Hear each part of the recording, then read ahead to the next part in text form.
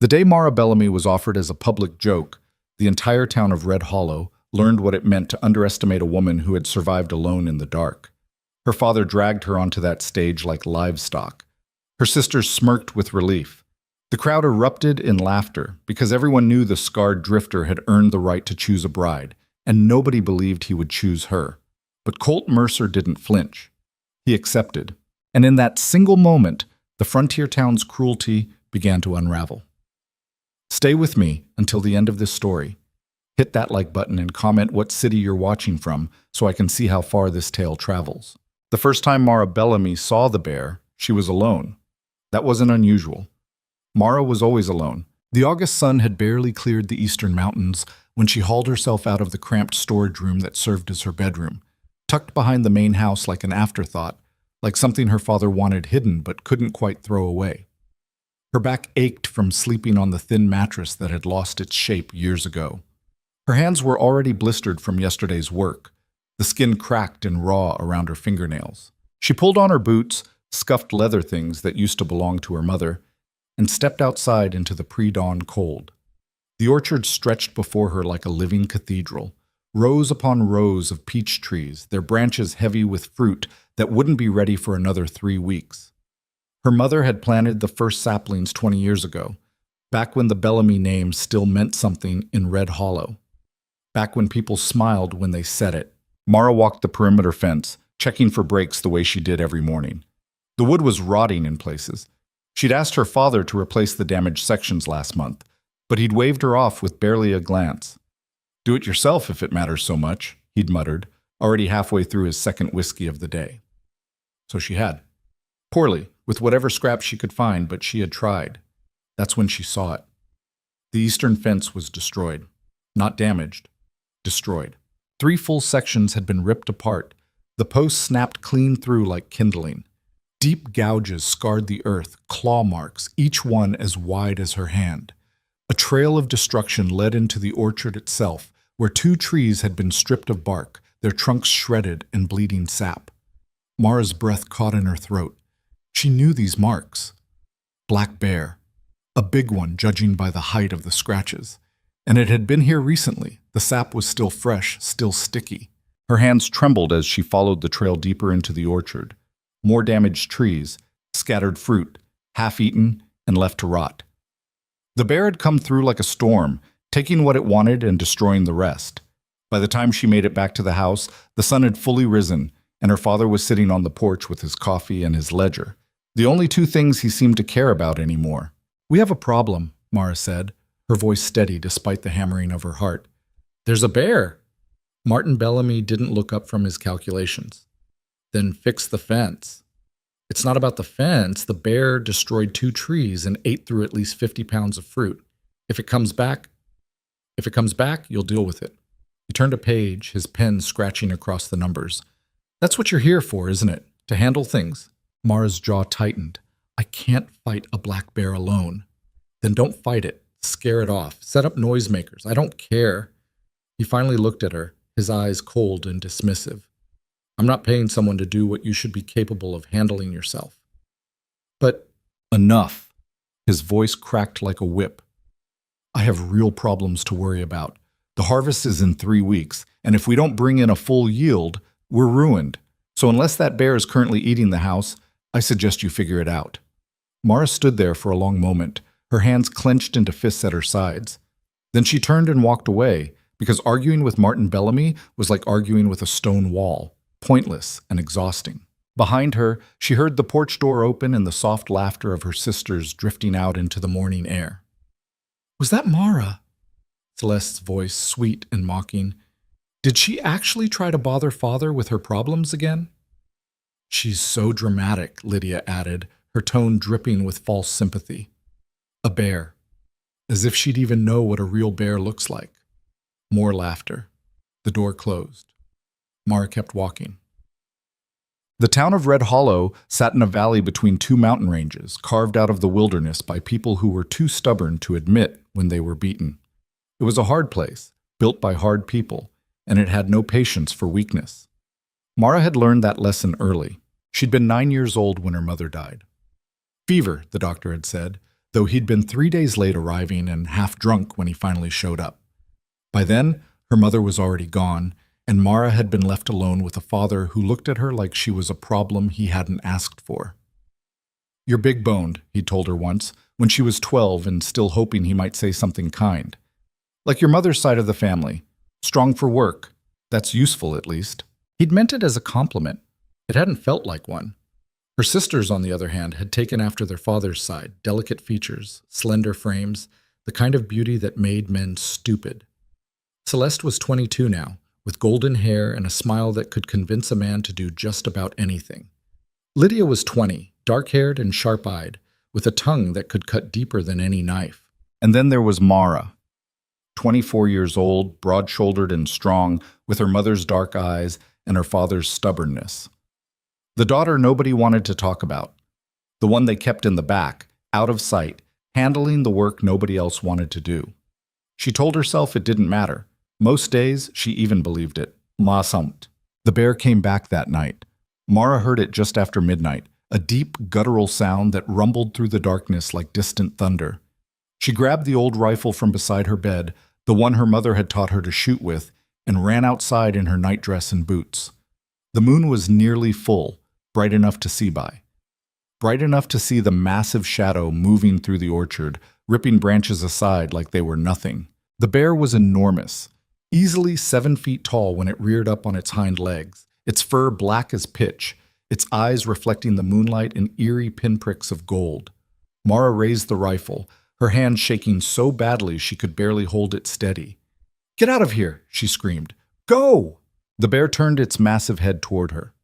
For a moment, they stared at each other across the rows of trees.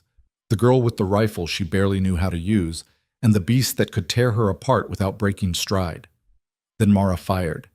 The shot went wide, cracking into a tree trunk 10 feet to the left of the bear. The sound echoed across the valley like a thunderclap. The bear dropped to all fours and charged. Mara ran. She didn't think, didn't plan. Just turned and sprinted back toward the house, her boots pounding against the dirt, her breath coming in ragged gasps. Behind her, she could hear the bear crashing through the orchard, destroying everything in its path. She made it to the porch and slammed the door behind her, throwing the bolt just as something massive collided with the other side. The entire house shook. Wood splintered. The bear roared, a sound so loud and primal that Mara felt it in her bones. Then, after what felt like an eternity, the sound faded. The bear was gone. Mara slid down to the floor, her back against the door, the rifle still clutched in her trembling hands. Her heart hammered against her ribs so hard she thought it might break through. The next morning, her father surveyed the damage with the same expression he wore when reviewing disappointing ledgers. "You missed," he said flatly. "I scared it off," Mara replied, her voice hoarse from screaming. "You wasted a bullet." He turned away from the destroyed trees, the scattered fruit, the gouged earth. "And now it knows there's easy food here. It'll come back." "Then let me go to town. Let me ask for help. Someone must know how to—" "Absolutely not." Martin's face hardened. "Do you have any idea what people would say if they found out we couldn't even protect our own land? That we needed help from the town?" "Who cares what they say? We need—" "I care what they say." His voice rose, sharp and cutting. "This family's reputation is all we have left. I won't have you running into town begging for charity because you're too incompetent to handle a simple animal problem." Mara's hands clenched. "It's not a simple animal, it's a—" "I don't want to hear it." He waved her off dismissively. "Figure it out, Mara. Or don't. Either way, stay out of my sight." He walked away, leaving her standing alone among the ruins of her mother's orchard. For the next week, Mara barely slept. She spent every night patrolling the orchard, the rifle across her lap, watching the shadows for any sign of movement. She set up makeshift noisemakers, pots and pans strung on wire, anything that might make enough sound to scare the bear away. It didn't work. The bear came back 3 more times. Each time, it destroyed more trees, ate more fruit, left more devastation in its wake. And each time, Mara could only watch from a distance, too afraid to get close, too inexperienced to know what else to do. By the 8th night, she was exhausted. Her eyes burned from lack of sleep. Her hands shook constantly. She'd started seeing shadows that weren't there, jumping at sounds that didn't exist. That's when she made the decision. If her father wouldn't let her ask for help, she'd find another way. She'd track the bear herself, learn its patterns, figure out where it came from and where it went. Maybe, if she was lucky, she'd find a way to drive it off for good. So she started mapping its movements. Every morning, she followed its trail through the orchard and into the wilderness beyond. She marked the trees it damaged, the paths it took, the times it appeared. She learned to read the signs. Fresh claw marks meant it had been there within the last few hours. Scattered droppings told her what it was eating and how recently. Slowly, over days and then weeks, a pattern emerged. The bear came from the north, from the deep mountains where the forest grew thick and dark. It followed a specific route down to the orchard, always approaching from the same direction, always leaving the same way. It was methodical, almost routine, as if it had decided the Bellamy orchard was now part of its territory. Mara filled a notebook with her observations, drawings, notes, timestamps. Her mother had taught her to keep detailed records of the orchard's health, and now she applied that same discipline to tracking the beast that was destroying it. But knowing the bear's patterns and stopping it were two entirely different things. She still had no idea what to do. The turning point came on a sweltering afternoon in early September. Mara was in town, sent by her father to purchase supplies for the upcoming harvest. She moved through the streets quickly, her head down, trying to avoid attention. The people of Red Hollow had a way of looking through her, as if she were invisible, or worse, as if she were something embarrassing that they'd rather not acknowledge. She was loading sacks of grain into the wagon when she heard the commotion. A crowd had gathered in the town square, voices rising in excitement. Mara hesitated, then left the wagon and moved closer, curiosity overcoming her usual instinct to stay invisible. Her father stood at the center of the crowd, his face flushed with drink and desperation. Beside him, Celeste and Lydia posed like decorations, their prettiest dresses on display, their smiles calculated and perfect. "Gentlemen," Martin Bellamy's voice boomed across the square, "I have a proposition for you." The crowd pressed closer. Mara recognized most of them, ranch hands, drifters, young men from the surrounding homesteads, all of them staring at her sisters with undisguised interest. "As you all know," Martin continued, "my orchard has been plagued by a black bear, a massive beast that's been destroying my property and threatening my livelihood. I've tried everything to stop it, but the animal is too cunning, too dangerous for ordinary methods." Mara's stomach dropped. "No, he wouldn't, so I'm making an offer." Martin spread his arms wide, his showman's grin firmly in place. "Whichever man among you brings me that bear's head, whichever brave soul rids my land of this menace, that man may choose one of my daughters as his bride." The crowd erupted. Men whooped and hollered. Someone fired a gun into the air. Celeste and Lydia smiled and waved, playing their parts perfectly, as if this were all some grand romantic gesture instead of their father auctioning them off like livestock. Mara stood frozen at the edge of the crowd, invisible as always. Her father's eyes swept over the gathered men, his grin widening, and then, for just a moment, his gaze landed on her. He saw her. She knew he saw her, and the slight curl of his lip, the faint disgust in his expression, told her everything she needed to know. The offer was for Celeste and Lydia. It had always been for them, the beautiful daughters, the ones worth showing off. Not her, never her. "Any takers?" Martin called out, and a dozen hands shot into the air. Mara turned and walked back to the wagon, her throat tight, her eyes burning. She didn't wait to hear the details. Didn't stay to watch the men line up, eager to prove themselves for a chance at her sisters. She just wanted to disappear. Back. That night, Mara sat in her storage room with her notebook open, staring at her careful maps and observations. 3 weeks of work, 3 weeks of sleepless nights and careful tracking, all rendered meaningless because her father had decided to turn the bear hunt into a spectacle. A knock on her door made her jump. "What?" she called out, hastily closing the notebook. The door opened and Celeste stepped inside, her perfect face arranged in an expression of false concern. "Mara," she said softly, "are you all right? I saw you leave the square earlier." "I'm fine." "Are you sure? Because you looked upset." Celeste sat down on the edge of the bed, smoothing her skirts with practiced elegance. "I wanted to make sure you understood. Father's offer isn't meant to hurt you. It's just, well, It's about what makes sense. For the family. Mara's jaw tightened. I said I'm fine. It's just that you're so useful here, you know? Celeste continued, her tone dripping with syrupy sweetness. You understand the orchard in a way Lydia and I never could. And honestly, what man would want a wife who's always covered in dirt and sweat? You're better suited to this life. It's where you belong. Get out. Celeste's smile didn't waver. I'm only trying to help you see things clearly. Father didn't mention you in his offer because he knows you wouldn't want that kind of attention anyway. You prefer being alone, don't you? Working with your hands, away from people? I said get out. There's no need to be rude, Mara. I'm your sister. I care about you. Celeste stood, brushing invisible dust from her dress. I just want you to understand that when one of those men wins, and when Father chooses who gets to marry him, it's not personal. It's just practical. She left, closing the door softly behind her. Mara sat in the silence, her hands trembling with a rage she had no outlet for. She wanted to scream, wanted to throw something, wanted to run into the orchard and disappear into the darkness where no one could find her. Instead, she opened her notebook again and kept working. Because the bear didn't care about her father's bargain. It didn't care about beauty or marriage or family politics. It was still out there, still destroying the orchard her mother had built. And Mara was the only one who actually seemed to give a damn about stopping it. The first hunters arrived the next day. Mara watched from the orchard as they set up camp on the eastern edge of the property. Half a dozen men, all armed with rifles and swagger, treating the hunt like it was some kind of adventure. They were loud, careless, tracking through the orchard like they owned it. By sunset, 3 of them had given up and left. The bear was smarter than they expected, more elusive.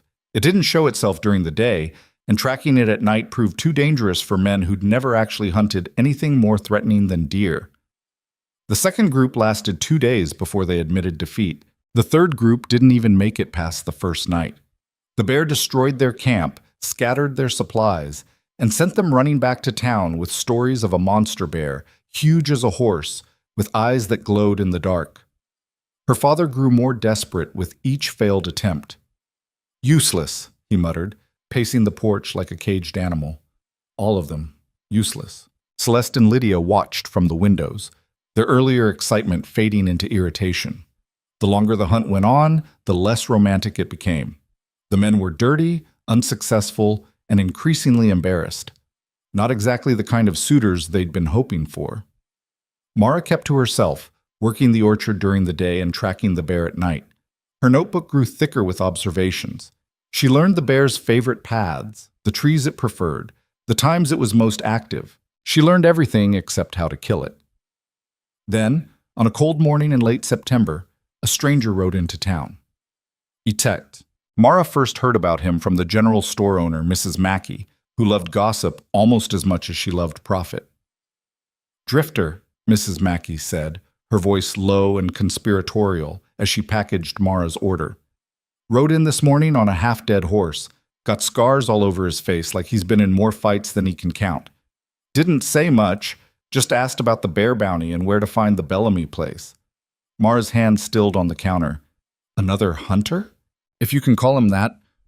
Looks more like trouble to me. Mrs. Mackey leaned in closer. But he's got that look, you know. The kind of man who's seen things, done things. Your father might actually have a real contender this time. Mara took her packages and left without responding. Another hunter meant another man tramping through her mother's orchard, destroying what the bear hadn't already ruined. Another man who'd spend a few days pretending to be brave before giving up and leaving. Another man who saw her sisters as prizes to be won and her as nothing. She was halfway home when she saw him. He was standing at the edge of the Bellamy property, studying the fence line with an intensity that made Mara slow her horse. He was tall, broad-shouldered, dressed in worn leather and faded denim. Mrs. Mackey hadn't been lying about the scars. 3 jagged lines ran down the left side of his face, from temple to jaw, old enough to be white against his tanned skin. As Mara approached, he turned to look at her. His eyes were gray, sharp, the kind of eyes that miss nothing. "This the Bellamy place?" he asked. His voice was rough, like gravel scraped across stone. "It is." "You work here?" Mara's jaw tightened. "Something like that." He He studied her for a moment longer, then turned back to the fence. Bear came through here recently. Big one, from the looks of it. Despite herself, Mara found herself dismounting, moving closer to see what he was seeing. How can you tell? He pointed to the claw marks on the fence post. Depth of the gouges, height of the scratches. See how the wood splintered outward? That means the bear was moving fast, aggressive. Not just passing through, it was hunting for something specific. The fruit, Mara said quietly. It's been coming for the peaches. Smart bear. He glanced at her. Most black bears would hit easier targets. Farms with livestock, garbage from the town. This one knows what it wants and where to find it. He paused. You've been tracking it. The question caught her off guard. Yes. How did you... Boot prints. He nodded toward the ground near the fence. Small, fresh, following the bear's trail into the tree line. That you? Mara felt heat rise in her cheeks. I've been trying to understand its patterns, where it comes from, where it goes. Show me. It wasn't a request. Mara hesitated, then pulled out her notebook from her saddlebag.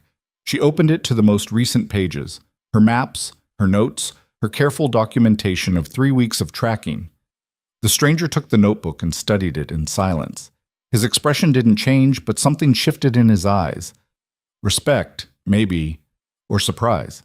This is good work, he said finally. Most people wouldn't know where to start. My mother taught me to keep records. For the orchard. Your mother was smart. He handed the notebook back. You know the bear better than anyone else who's tried to hunt it. I don't know how to kill it, though. But you know where it'll be, when it'll come, how it moves. He looked at her directly. That's half the battle right there. For the first time in weeks, maybe longer, Mara felt something unfamiliar stir in her chest. Not hope exactly, but something close to it. Who are you? She asked. Colt Mercer. He offered his hand. Mara shook it, feeling the calluses, the strength. Mara Bellamy. His eyebrows rose slightly. Bellamy? You're one of the daughters. And there it was. The moment when his interest would shift, when he'd start asking about Celeste and Lydia, when she'd become invisible again. But instead, Colt just nodded. Then you've got more stake in this than anyone.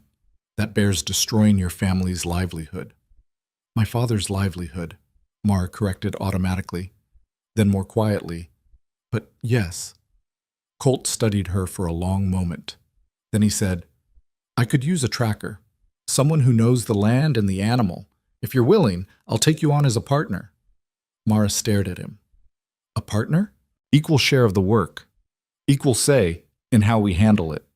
He paused. Though I should warn you, it's going to be dangerous. That bear's not going to go down easy. I've been facing it alone for weeks, Mara said, her voice steady despite the rapid hammering of her heart. I'm not afraid of danger. Colt's scarred face cracked into something that might have been a smile. No, I don't imagine you are.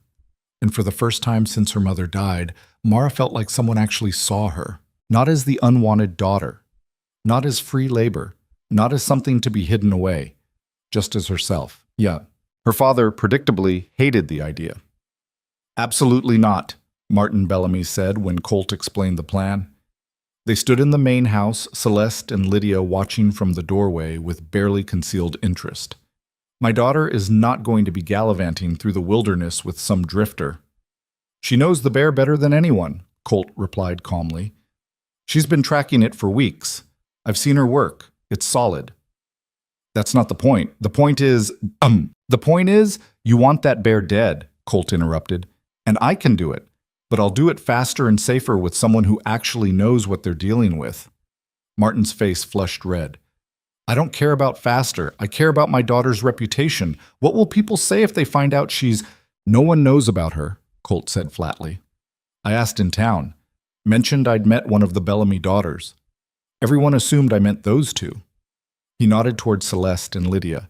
Nobody even mentioned a third daughter. The silence that followed was devastating. Mara stood in the corner of the room, her face burning with humiliation. Of course no one in town knew about her. Of course her father had made sure of that. Celeste broke the silence with a nervous laugh. Well, that's because Mara doesn't really... She prefers to stay home. She's not much for socializing. Right, Lydia added quickly. She's shy. Aren't you, Mara? Mara said nothing. Colt looked at her father. So there's no reputation to damage. She helps me kill the bear, and then I collect my reward. Simple. Martin's jaw worked silently for a moment. Then he said, Fine. But if anything happens to her, if there's any trouble at all, nothing will happen, Colt said. You have my word. He turned to Mara. We start tomorrow, pre-dawn. Bring your notebook and dress warm. Then he left, leaving Mara standing in the middle of her father's house, feeling like the ground had shifted beneath her feet. That night she lay in her storage room, staring at the ceiling, unable to sleep. Tomorrow she'd go into the wilderness with a stranger, hunting an animal that could kill them both. And somehow, impossibly, she was looking forward to it. Because for the first time in her life, someone thought she was useful for something other than being invisible. They left before sunrise, when the world was still gray and cold. Colt waited for her at the northern edge of the orchard, 2 horses saddled and ready. He'd brought supplies, rope, knives, ammunition, water, everything they might need for a long day in the wilderness. Mara brought her notebook and her mother's rifle. You know how to use that? Colt asked, nodding at the weapon. Barely, Mara admitted. I fired it twice. Missed both times. We'll work on that. He swung up into his saddle. First rule of hunting dangerous animals: know your weapon better than you know yourself. They rode north, following the bear's trail into the mountains. The terrain grew rougher as they climbed, the trees thicker, the air colder. Mara led the way, using her notes to navigate, and Colt followed, watching everything with those sharp gray eyes. How long have you been tracking this bear? He asked as they paused to water the horses. 3 weeks, since my father refused to help.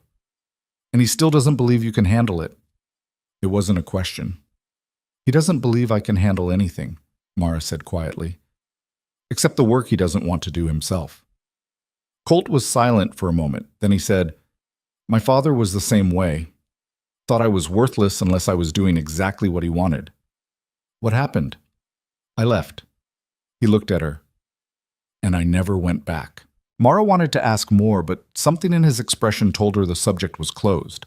Instead, she pointed to a cluster of trees ahead. The bear comes through here regularly. See those claw marks? Fresh, probably from last night. They spent the rest of the day following the trail deeper into the mountains. Colt taught her how to read the signs she'd been documenting, not just what they meant, but how to use them, how to predict where the bear would go next, how to set up an ambush, how to stay downwind so it wouldn't catch their scent. He was patient, methodical, explaining everything in a way that made sense. And he never once made her feel stupid for asking questions. By the time the sun started to set, Mara realized she'd learned more in one day with Colt than she had in 3 weeks alone. We should head back, Colt said, scanning the darkening forest. Don't want to be out here after nightfall. But as they turned to leave, Mara heard it, a low rumbling sound, deep and primal. The bear. Colt's hand shot out, grabbing her arm. Don't move. They stood frozen as the massive shape emerged from the trees ahead. Even bigger than Mara remembered. Its black fur seemed to absorb the fading light, making it look like a living shadow. It hadn't seen them yet.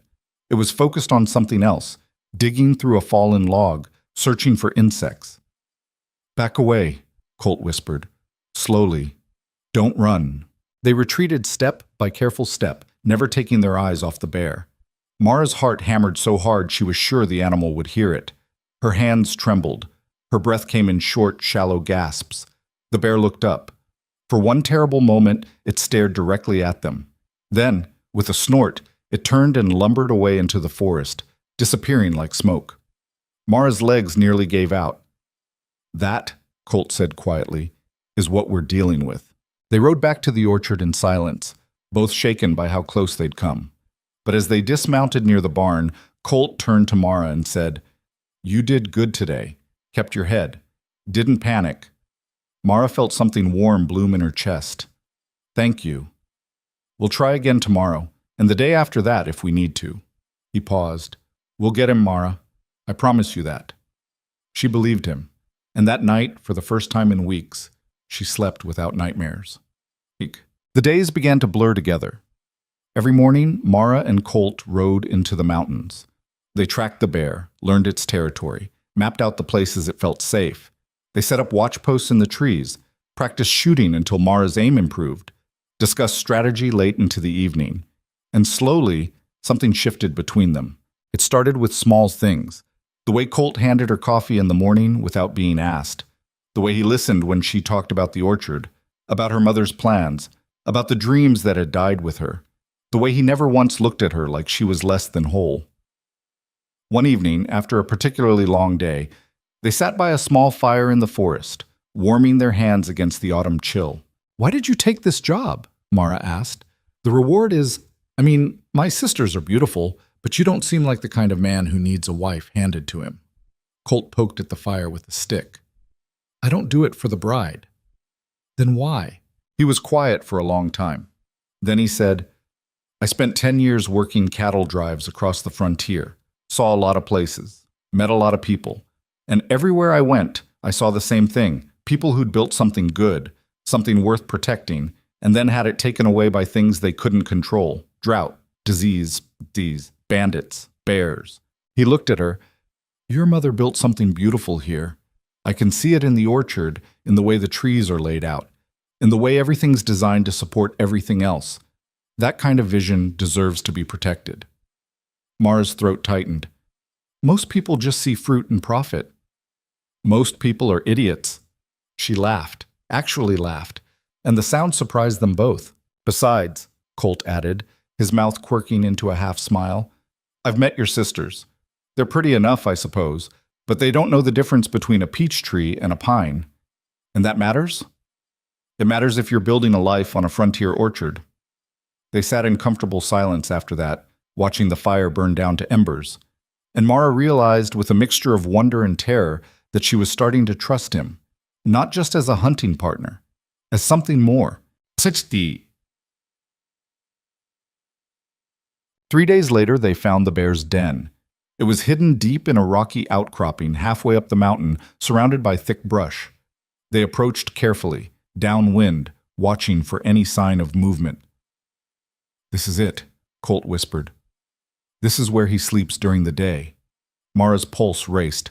"So we could trap him here?" "Maybe, but it's dangerous. If we spook him in his den, he'll come out fighting, and we'll be trapped on this narrow ledge with nowhere to run. So what do we do?" Colt thought for a moment. "We wait, we watch, we figure out his schedule, and then we pick our moment carefully." So they waited. For 2 more days, they observed the den from a distance. They learned when the bear left, always at dusk, always heading down toward the valley. They learned when he returned, just before dawn, heavy and sluggish from a night of feeding. And they learned that the bear was smart. He varied his routes. He backtracked to confuse his scent trail. He was cautious in a way that most animals weren't. "He's been hunted before," Colt said on the 3rd day. "That's why he's so careful. Someone tried to kill him and failed." "How do you know?" Colt pointed to the bear's shoulder. Even from a distance, Mara could see the scar. A long, pale line where the fur had never grown back properly. "Bullet wound," Colt said. "Old, but it healed wrong. Probably still gives him pain, which makes him meaner." Mara felt an unexpected pang of sympathy. "He's just trying to survive." "So are we." Colt looked at her. "You understand that, right? When the time comes, it's going to be us or him." Mara nodded, but the sympathy didn't fade. The bear was a killer, yes. But he was also just an animal, doing what animals do. It wasn't his fault that his survival meant the destruction of everything her mother had built. It wasn't fair to either of them. A shaik. The night it all went wrong started like any other. They'd set up camp near the den, planning to ambush the bear at dawn when he returned from his nightly feeding. Mara had the rifle. Colt had his own weapon, a heavy hunting rifle that looked like it could drop a buffalo. The plan was simple. Wait until the bear was close, both fire at once, and hope. At least one shot was fatal. But the bear didn't come back at dawn. They waited as the sun rose, as the morning light filtered through the trees, as the forest woke up around them. No bear. "Something's wrong," Colt said, his voice tense. "He should have been back by now." That's when Mara heard it. A scream. Distant, but unmistakable. Human. "That came from the orchard," Mara breathed, her blood turning to ice. They ran. Down the mountain, through the trees, racing against the rising sun. Mara's lungs burned. Her legs ached. But she didn't stop because that scream had been terrified, and it had come from her home. They burst out of the tree line to find chaos. The bear had come to the orchard, but it hadn't come alone. There were cubs. 2 of them, small and clumsy, tearing through the peach trees under their mother's watchful eye. Not a male bear. A mother. And mothers were 1,000 times more dangerous.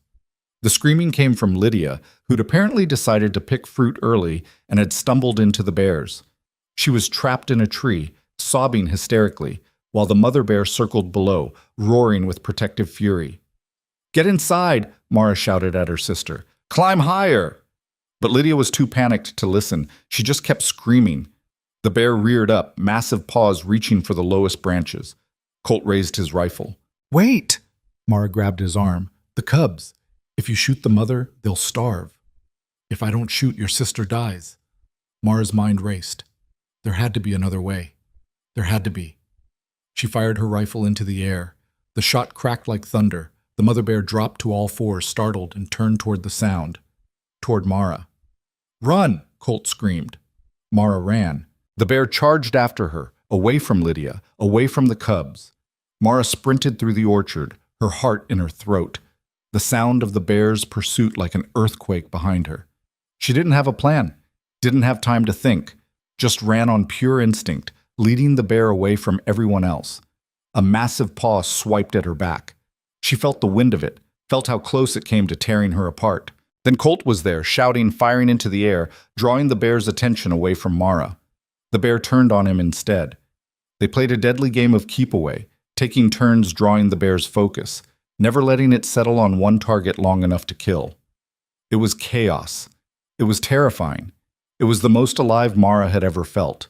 Finally, blessedly, the mother bear seemed to realize her cubs were alone. With one last roar of frustration, she turned and lumbered back toward them, gathering the young ones and disappearing into the forest. Mara collapsed to her knees, gasping for air. Colt stood over her, breathing hard, his rifle still raised. "You," he said between breaths, "are absolutely insane. I saved my sister. You almost got yourself killed." "But I didn't." Mara looked up at him, and despite everything, despite the terror and the exhaustion and the near-death experience, she smiled. "We didn't." Colt stared at her for a long moment. Then slowly he started to laugh.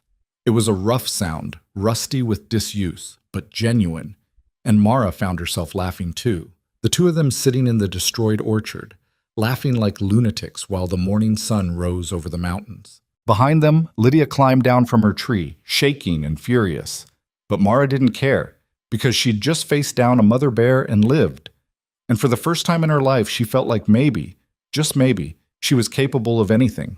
Lydia didn't speak to Mara for 3 days after the incident with the mother bear. Not that Mara expected gratitude. That would have required her sister to acknowledge that Mara had saved her life, and the Bellamy family had never been good at acknowledging uncomfortable truths. Instead, Lydia complained loudly to anyone who would listen about how the noise had given her a headache, how her dress had been ruined by tree bark, how absolutely traumatizing the entire experience had been. She made no mention of who had drawn the bear away, no mention of the fact that she'd been the one foolish enough to go into the orchard alone at dawn when everyone knew the bears were most active.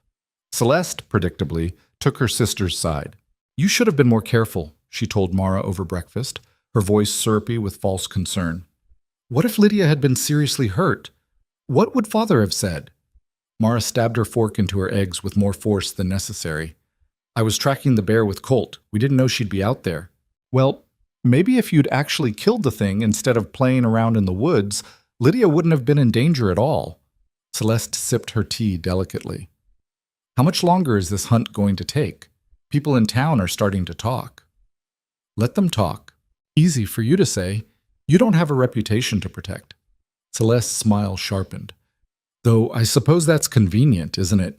You can run around with that drifter and nobody cares because nobody expects anything from you anyway." The words hit their mark, as they always did. Mara pushed away from the table without finishing her meal and walked out, ignoring Celeste's theatrical sigh behind her. Colt was waiting by the barn, checking his rifle. He looked up as Mara approached, his scarred face unreadable. "Your sister all right?" he asked. "She's fine." "Angry, but fine." And you? The question caught Mara off guard.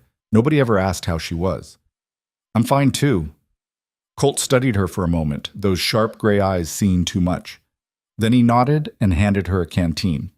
We need to talk about what happened yesterday. They walked to the edge of the orchard, far enough from the house that they wouldn't be overheard. The morning was cool, the sky threatening rain. Mara could smell autumn in the air, that particular scent of dying leaves and approaching cold that meant harvest season was almost upon them. The bear we've been tracking, Colt said. It's not the one that's been destroying your orchard. Mara stopped walking. What? The one we saw yesterday was a female with cubs. The tracks we've been following are from a male. Bigger, heavier, different gait entirely. He pulled out a piece of paper covered in sketches. I went back this morning to check. The prints don't match. So there are 2 bears? At least 2. Maybe more. Colt's jaw tightened. The male is the real problem. He's the one doing the bulk of the damage. But now we know the female's territory overlaps with his, which means we need to be a lot more careful about where and when we hunt. Mara felt her stomach sink. 2 bears meant twice the danger, twice the complexity. And they were running out of time. The harvest was less than 2 weeks away, and every night that passed meant more damage to the orchard. We need to change our approach, Colt continued. Stop waiting for the perfect moment and start being more aggressive. Set a proper trap. Use bait. Force the male to come to us on our terms.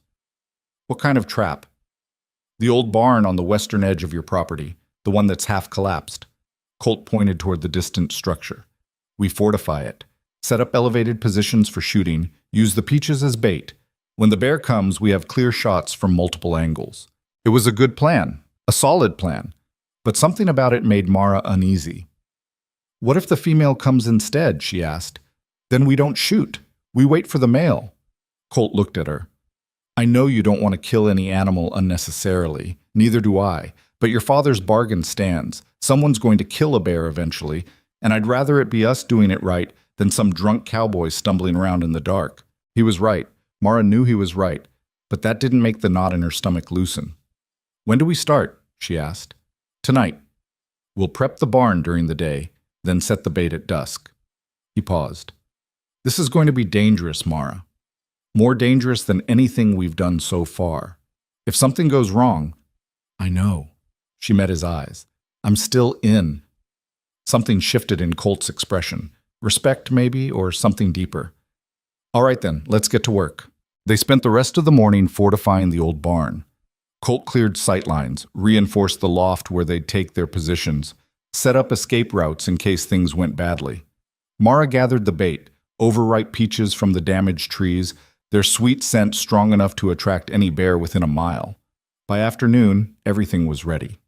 That's when her father showed up. Martin Bellamy arrived at the barn in his wagon, Celeste beside him, both of them dressed as if they were heading to town for a social call rather than visiting a bear trap.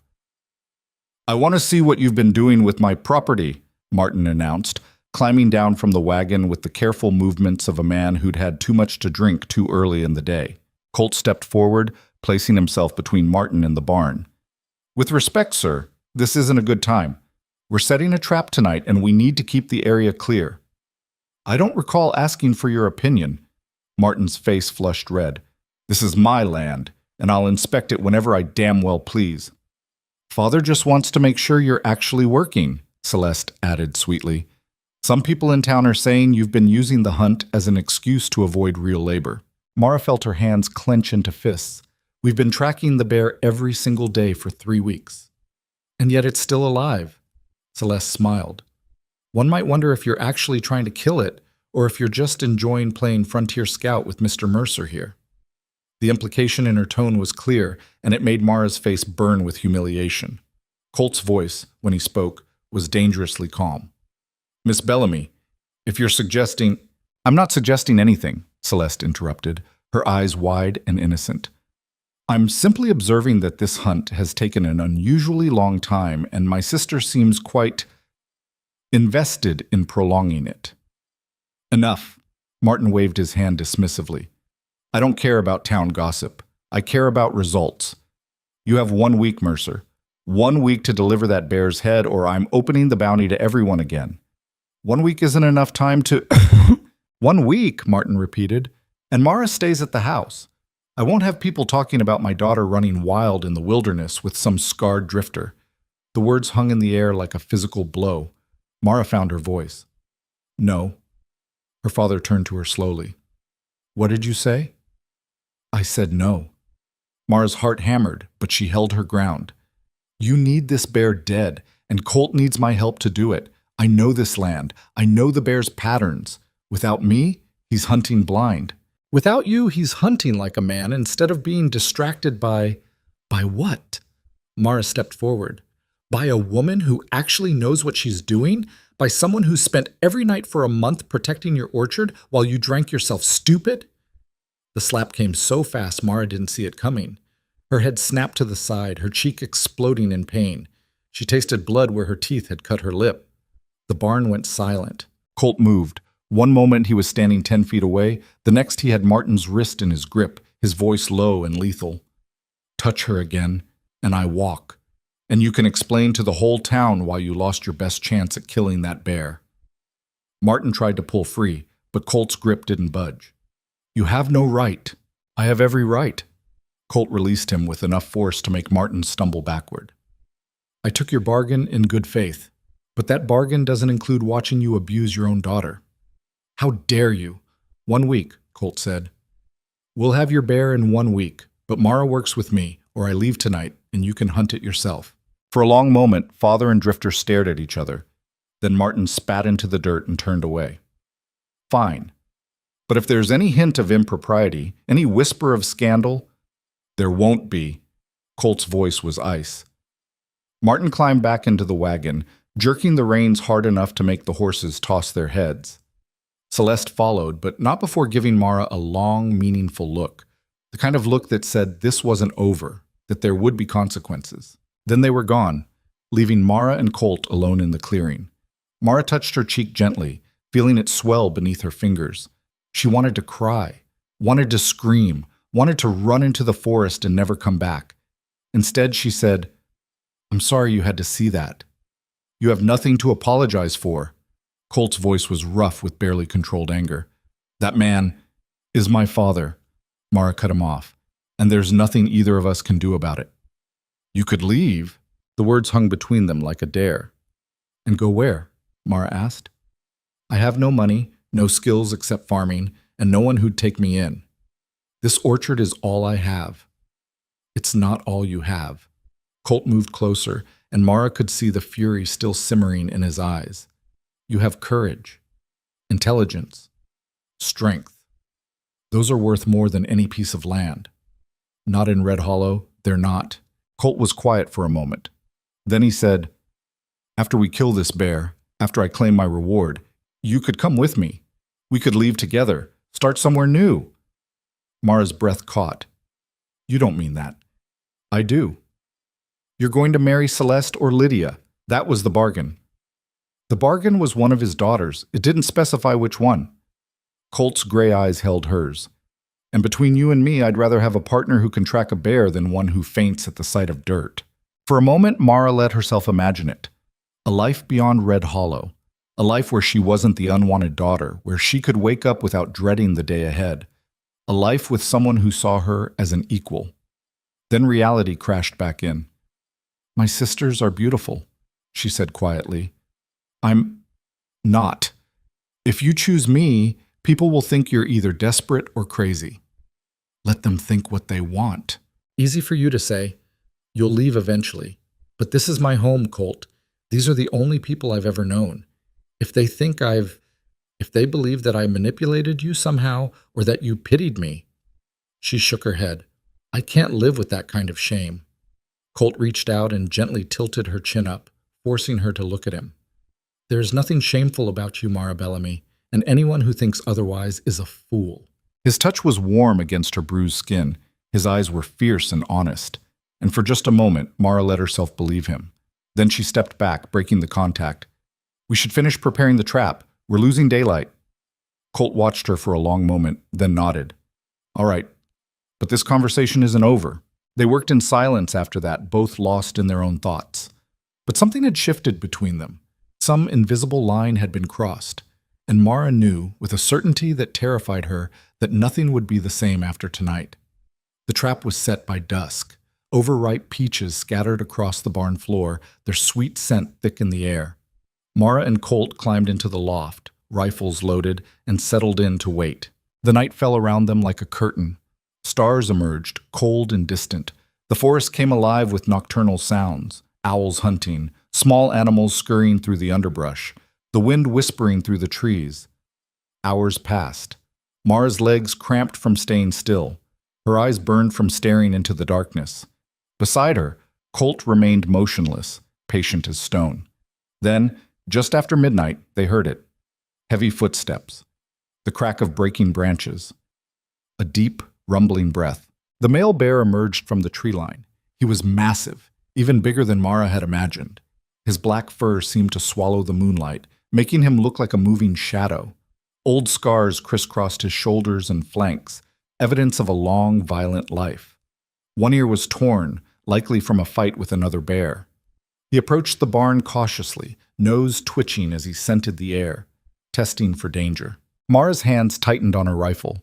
Beside her, Colt's breathing slowed, his finger resting lightly on the trigger. The bear reached the scattered peaches and began to eat, massive jaws working through the fruit with casual ease. "On 3, Colt whispered, barely audible. 1. The bear's head lifted. Had he heard them? 2. Mara's heart hammered against her ribs. Her palms were slick with sweat. 3. They fired together. The shots cracked through the night like thunder. The bear roared, a sound of pure rage and pain, and charged, not away, at them. "Move!" Colt shoved Mara toward the ladder as the bear slammed into the barn wall below them. The entire structure shook. Wood splintered. The loft floor tilted at a sickening angle. Mara scrambled down the ladder, Colt right behind her. They burst out of the barn into the darkness, running for the tree line. Behind them, the bear tore through the barn wall like it was made of paper. "Split up!" Colt shouted. "Make it choose!" They separated, Mara veering left, Colt going right. The bear hesitated for half a second, then charged after Mara. Of course it did. She was slower, smaller, easier prey. Mara ran harder than she'd ever run in her life. Her lungs screamed, her legs burned. Behind her, she could hear the bear gaining ground, its massive paws thundering against the earth. She wasn't going to make it. A gunshot rang out, then another. The bear roared and turned, redirecting toward Colt. Mara spun around just in time to see Colt dive behind a fallen log as the bear charged past him. He fired again, the muzzle flashed bright in the darkness, but the angle was wrong. The bullet went wide. The bear turned for another charge. Mara raised her rifle, hands shaking so badly she could barely aim. "Hey!" she screamed. "Over here!" The bear's head swung toward her. She fired. The shot took the bear in the shoulder, not a killing blow, but enough to make it stumble. It roared in pain and confusion, spinning between its two tormentors, unable to decide which one to kill first. "The neck!" Colt shouted. "Aim for the neck!" Mara fired again. Missed. The rifle's kick nearly knocked her off her feet. Colt fired. The bullet struck the bear's flank, and this time it dropped to 3 legs, bleeding heavily. But it didn't go down. It charged Mara one more time, moving with terrifying speed despite its wounds. Mara stood her ground, aimed carefully, squeezed the trigger. The rifle clicked empty. She'd forgotten to count her shots. Time seemed to slow. The bear was 10 feet away. 8, 6.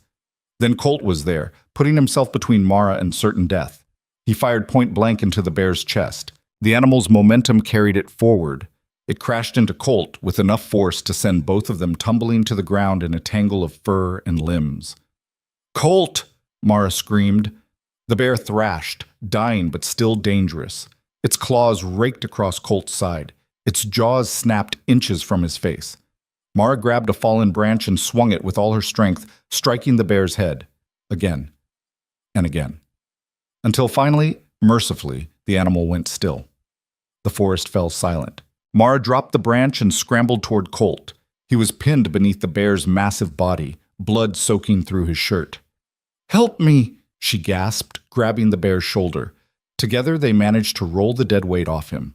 Colt sat up slowly, wincing. His shirt was torn, 4 parallel claw marks running from his ribs to his hip. The wounds were deep but not fatal. The bear had missed anything vital. "Are you all right?" Mara's hands shook as she examined the cuts. "I've had worse." Colt's voice was strained, but he managed a weak smile. "You?" "I'm fine. Her voice broke. "You almost died." "So did you." He reached up and touched her face gently. "But we didn't. We're both still here." Mara realized she was crying. The tears came hot and fast, a release of all the terror and adrenaline and emotion she'd been holding back. She pressed her hands against her face, trying to stop them, but they kept coming. "Hey." Colt pulled her down beside him, wrapping one arm around her shoulders. "It's all right. We did it. The bear's dead." "You could have been killed," Mara sobbed. "You could have been killed because I forgot to count my shots because I wasn't good enough."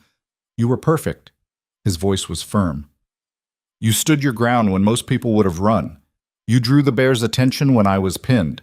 You saved my life just as much as I saved yours." Mara leaned against him, feeling his heartbeat strong and steady beneath her ear. They sat there in the darkness, two people who'd just survived something impossible, holding on to each other like they were the only solid things in the world. Eventually, Colt said, "We should get back. Get these wounds cleaned before they fester." They stood slowly, both of them battered and exhausted.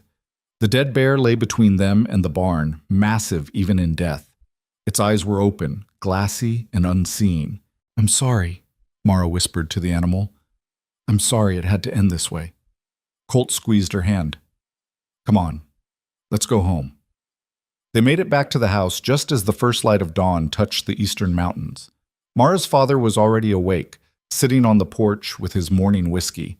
He stood as they approached, taking in their torn clothes, their blood-stained hands, the way they were both limping.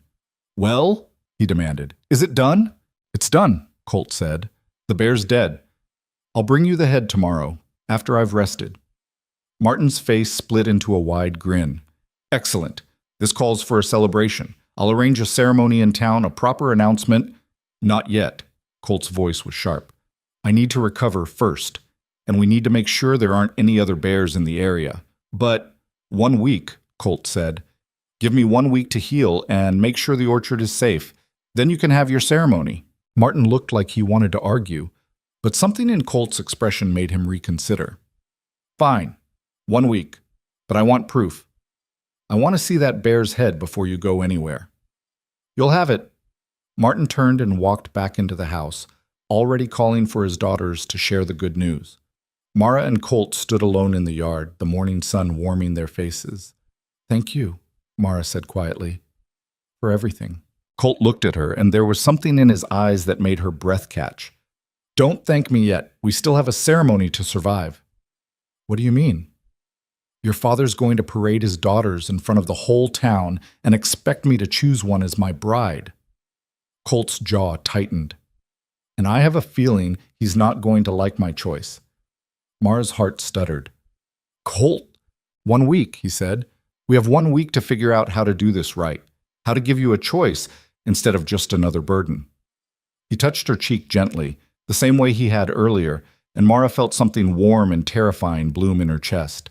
Then he turned and walked toward the barn, leaving her standing in the morning light, wondering if it was possible for someone like her to have something beautiful. The week that followed was strange. Colt stayed in the bunkhouse, recovering from his wounds. Mara brought him fresh bandages and hot food, and they talked about the orchard, about their childhoods, about the futures they'd once imagined for themselves. "I wanted to be a teacher," Mara admitted one afternoon. "When I was young. I loved books, loved learning. My mother used to say I had a scholar's mind." "What stopped you?" "Reality." Mara smiled sadly. "We couldn't afford to send me to school, and even if we could, what school would hire a woman who looks like me? Teaching positions go to refined young ladies who can model proper behavior, not farm girls with calloused hands." Colt was quiet for a moment. Then he said, "You could still teach, maybe not in a schoolhouse, but there are other ways. You could teach children to read, help families who can't afford formal education." "In what town? Red Hollow doesn't want anything from me except labor." "Then we find a different town." Colt leaned forward. "I meant what I said before, Mara, about leaving, about starting somewhere new. With you? With me. As partners. Equals. He reached out and took her hand. I know it's not traditional. I know people will talk. But I don't care about traditional, and I've never given a damn what people think. Mara looked down at their joined hands, his scarred and strong, hers rough from work. My father won't allow it. He'll say you're obligated to choose Celeste or Lydia. He'll make a scene. Let him. I've faced down worse than an angry drunk. Colt's thumb traced gentle circles on her palm. The question is, what do you want? What did she want? She wanted to believe that someone could choose her not out of pity or obligation, but because they genuinely valued who she was. She wanted to believe that she could have a life beyond this orchard, beyond her father's contempt and her sister's cruelty. She wanted to believe in the possibility Colt was offering, but believing felt dangerous, like setting herself up for the worst heartbreak of her life. I don't know, she whispered. I don't know what I want anymore. Colt squeezed her hand gently. Then take your time figuring it out. We still have a few days before the ceremony. But time moved faster than Mara wanted it to. Before she knew it, the week was over, and her father was organizing the public ceremony in Red Hollow's town square. Banners were hung. A platform was built. Invitations went out to every family within a day's ride. Martin Bellamy was making sure everyone knew that his gamble had paid off, that the beast was dead, and that one of his beautiful daughters would soon be married to the hero who'd killed it. The morning of the ceremony, Celeste and Lydia spent hours preparing. New dresses, carefully styled hair, practiced smiles. They moved through the house like queens preparing for their coronation, certain that victory was within reach. I think he'll choose me, Celeste said, examining herself in the mirror. I'm the eldest, and I've been very friendly with him. He barely talked to you, Lydia countered. I'm younger, more lively. Men like that. Men like beauty and breeding, which I have more of. They continued bickering, their voices high and sharp. Neither one seemed concerned about the actual man they were fighting over, only about winning. Mara stayed in her storage room trying to calm her racing heart. She'd been told to attend the ceremony but to stay in the background, out of sight. Her father had made that very clear. This is about Celeste and Lydia, he'd said, not you. Don't embarrass me by drawing attention to yourself. So she dressed in her plainest clothes and braided her hair back severely, making herself as invisible as possible. But when Colt arrived at the house to escort the family to town, he looked directly at her. Ready? He asked. Mara couldn't answer. Her throat was too tight. The ride into Red Hollow felt like a funeral procession. Mara sat in the back of the wagon, while Celeste and Lydia flanked Colt on the bench seat, both of them vying for his attention. The town square was packed with people. It seemed like everyone in the territory had come to witness the spectacle. Men stood shoulder to shoulder, drinking and laughing. Women whispered behind their hands, speculating about which daughter would be chosen.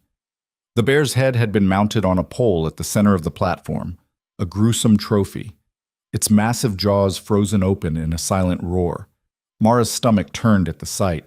Her father climbed onto the platform and raised his hands for silence. The crowd gradually quieted, all eyes turning toward him. Friends, Martin boomed. Neighbors, today is a day of celebration. The beast that threatened our community has been slain and justice has been served. Cheers erupted. Someone fired a gun into the air. And now, Martin continued, it's time to honor the man who made this possible. The brave hunter who risked his life to protect our town.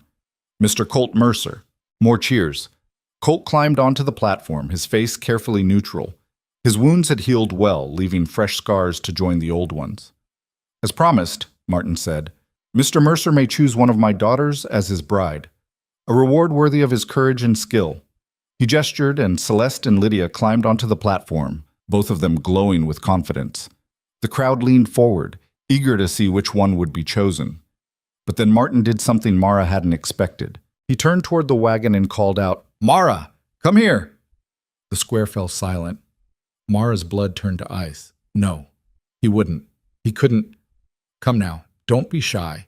Martin's voice was jovial, but his eyes were cruel. We mustn't forget, I have 3 daughters, not 2. And a bargain is a bargain. Mr. Mercer may choose one of them, any one of them. The crowd erupted in laughter.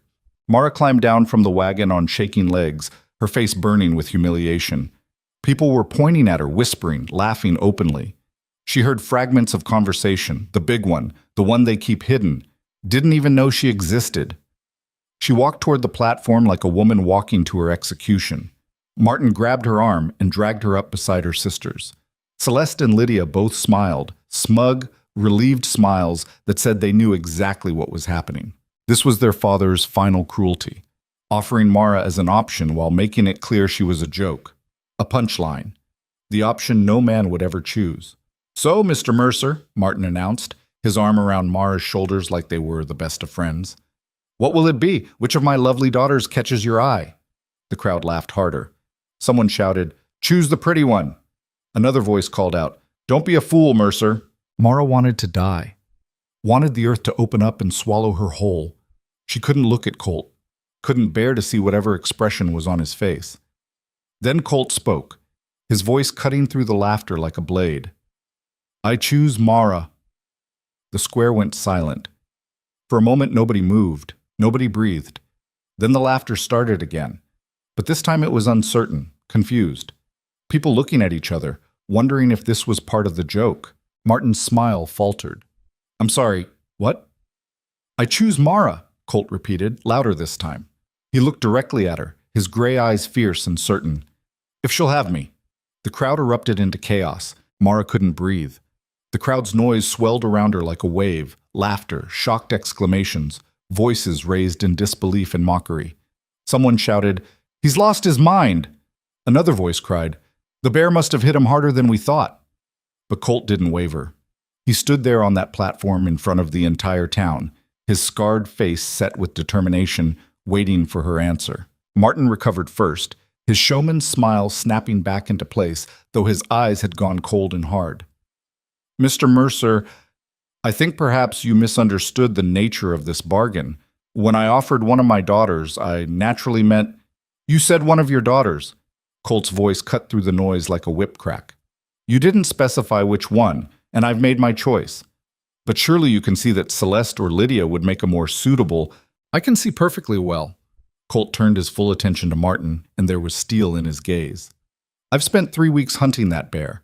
I nearly died killing it, and I fulfilled my end of the bargain exactly as you stated it.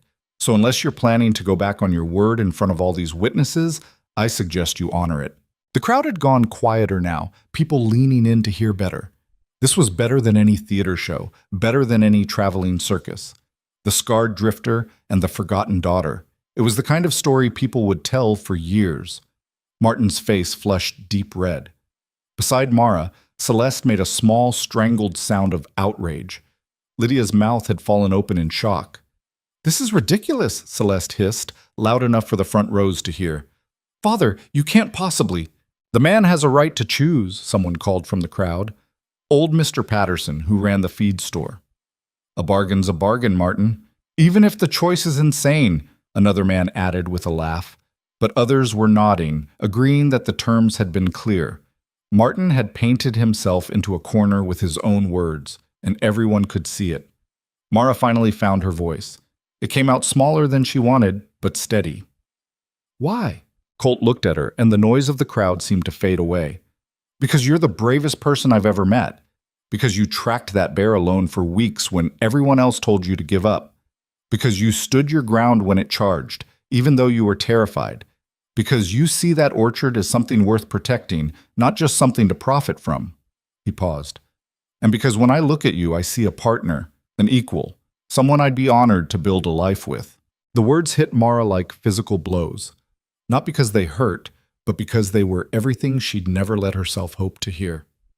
"You don't have to do this," she whispered. "You don't have to choose me out of pity or obligation or—" "I'm not." Colt stepped closer, close enough that only she could hear his next words. "I'm choosing you because I want to. Because somewhere between tracking that bear and nearly dying together, I realized I didn't want to imagine a future without you in it." Mara's eyes burned with tears she refused to let fall. Not here, not in front of all these people who were waiting to see her break. "I don't know how to be someone's wife," she said. "I don't know how to be anything except what I've always been." "Then we'll figure it out together," Colt held out his hand. What do you say, Mara Bellamy? Will you have me? The entire town square held its breath. Mara looked at his outstretched hand, looked at her father's furious face, looked at her sister's expressions of horror and disgust, looked at the crowd of people who had spent her entire life treating her like she was invisible, or worse, like she was something to be ashamed of. Then she looked back at Colt, at the man who had seen her in the darkness of that orchard and hadn't looked away, who had treated her like she mattered, who had nearly died protecting her, and who was now offering her something she'd thought impossible, a choice. Mara took his hand. The crowd erupted. Some people cheered, mostly those who appreciated the audacity of it. Others laughed, still convinced this was some elaborate joke. A few looked genuinely shocked, like they couldn't believe what they were witnessing. Martin's voice rose above the chaos. This is absurd. I won't allow it. The bargain was meant for— The bargain is fulfilled, Colt said firmly. He turned to address the crowd, his voice carrying across the square. I've chosen my bride according to the terms set forth. If anyone here disputes my right to make that choice, speak now. Silence fell again. Men shifted uncomfortably. Women whispered behind their hands. But no one spoke up to challenge him. The terms had been clear, witnessed by half the territory. Martin had made his grand proclamation, and now he had to live with the consequences. There will be a proper wedding, Colt continued, in 1 week's time. Anyone who wishes to attend is welcome. He looked directly at Martin. I assume you'll want to give your daughter away properly, Mr. Bellamy. It was a challenge wrapped in politeness. Martin could either play the loving father and save face, or he could publicly disown Mara and prove himself a liar and a cheat. Martin's jaw worked silently. His hands clenched and unclenched at his sides. Then, through gritted teeth, he said, Of course, a proper wedding for my daughter. The words sounded like they were being torn from him. Celeste made a sound of disgust and stormed off the platform, pushing through the crowd with Lydia close behind. People parted for them, murmuring sympathetically about the poor beautiful sisters who had been passed over for their unfortunate sibling. Mara stood frozen, Colt's hand still wrapped around hers, unable to fully process what had just happened. She'd gone from being a public joke to being publicly chosen in the span of minutes, and her mind couldn't quite catch up. Come on, Colt said gently. Let's get out of here. He led her off the platform and through the crowd. People stared openly, some with curiosity, others with pity or amusement. Mara heard fragments of conversation as they passed. Poor man doesn't know what he's gotten himself into. Must have hit his head during that hunt. At least she'll be off her father's hands now. Wonder how long before he regrets it. Each comment was a small knife, cutting deeper than the last, but Colt's hand remained steady around hers, an anchor in the storm. They made it to Colt's horse, and he helped her mount behind him. As they rode away from the square, Mara looked back once to see her father still standing on the platform, his face purple with rage, while the bear's head loomed behind him like a grim monument. The ride to Colt's ranch took an hour. It was a small property on the eastern edge of the valley. Nothing fancy. A modest house, a barn, some grazing land for the horses he trained and sold. But it was neat and well-maintained, the kind of place that spoke of a man who took pride in his work. Colt helped her down from the horse and led her inside. The interior was sparse but clean. A kitchen with a wood stove, a sitting area with 2 chairs and a worn rug, a bedroom visible through an open doorway. It's not much, Colt said, suddenly sounding uncertain. But it's paid for, and it's mine. Ours, I mean, if you want it. Mara walked slowly through the space, touching the rough wooden table, the simple curtains on the windows. It was small, plain. Nothing like the grand house she'd grown up in. It was perfect. You really meant it, she said quietly. Everything you said out there. Every word. Why? Mara turned to face him. I need to understand why. I'm not beautiful like my sisters. I'm not refined or educated or any of the things a man is supposed to want in a wife. So why choose me? Colt was quiet for a long moment. Then he said, When I was 18, I worked on a cattle drive down to Texas. There was a woman there, a rancher's daughter. Beautiful as a painting, sweet as honey. I thought I was in love with her. He moved to the window looking out at the mountains. Turned out she was sweet because she'd never had to be anything else. The moment things got hard, the moment her father lost money and couldn't keep her in fancy dresses, she showed her true colors, blamed everyone else for her problems, treated the ranch hands like they were beneath her. Married the first rich man who'd have her and never looked back. Colt turned back to Mara. I learned something that summer. Beauty fades. Sweetness can be an act. But courage? Real strength? The kind that shows up when everything's falling apart and keeps fighting anyway? That's rare. That's valuable. And that's what I see when I look at you. Mara felt her throat tighten. I'm not that strong. I let my father treat me like dirt for years. I let my sisters mock me. I never fought back. You survived, Colt said. That took strength. And when the time came to stand up, when I asked you to come hunting, when that bear charged, when I offered you a choice today, you didn't back down. You chose courage even when it terrified you. I'm still terrified, Mara whispered. So am I. Colt crossed the room to stand in front of her. I've never done this before, never asked someone to build a life with me, never let myself care about anyone enough to risk it, but I'm willing to try if you are. Mara looked up at him, this scarred stranger who had somehow become the most important person in her world. What if I'm not good at being a wife? What if I disappoint you? What if you don't? Colt reached up and gently brushed a strand of hair from her face. What if we're actually good together? What if we build something better than either of us could have alone? It was such a foreign concept, the idea that she could be good at something other than enduring, that she could be wanted for who she was, not despite it. I don't know how to do this, Mara said.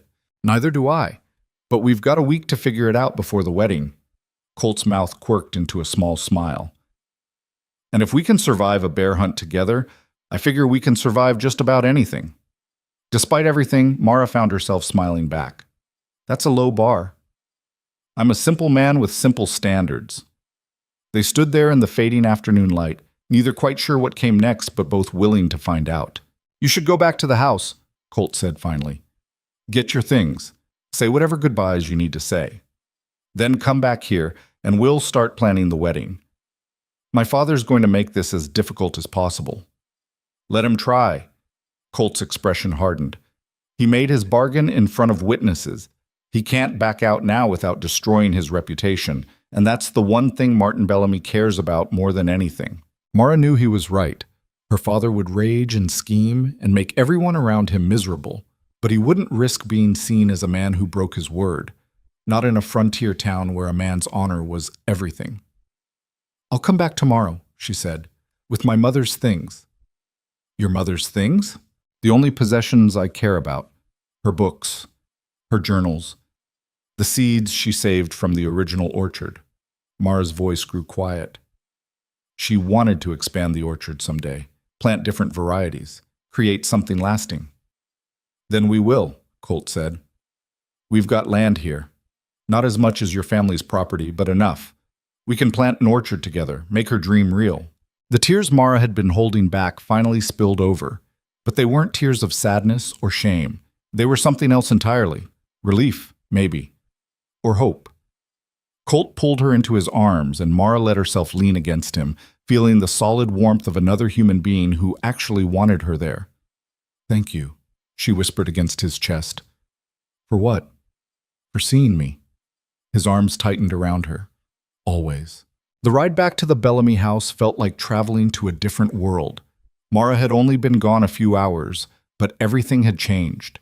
She was no longer the unwanted daughter who lived in the shadows. She was Colt Mercer's chosen bride, and that simple fact altered how she moved through space.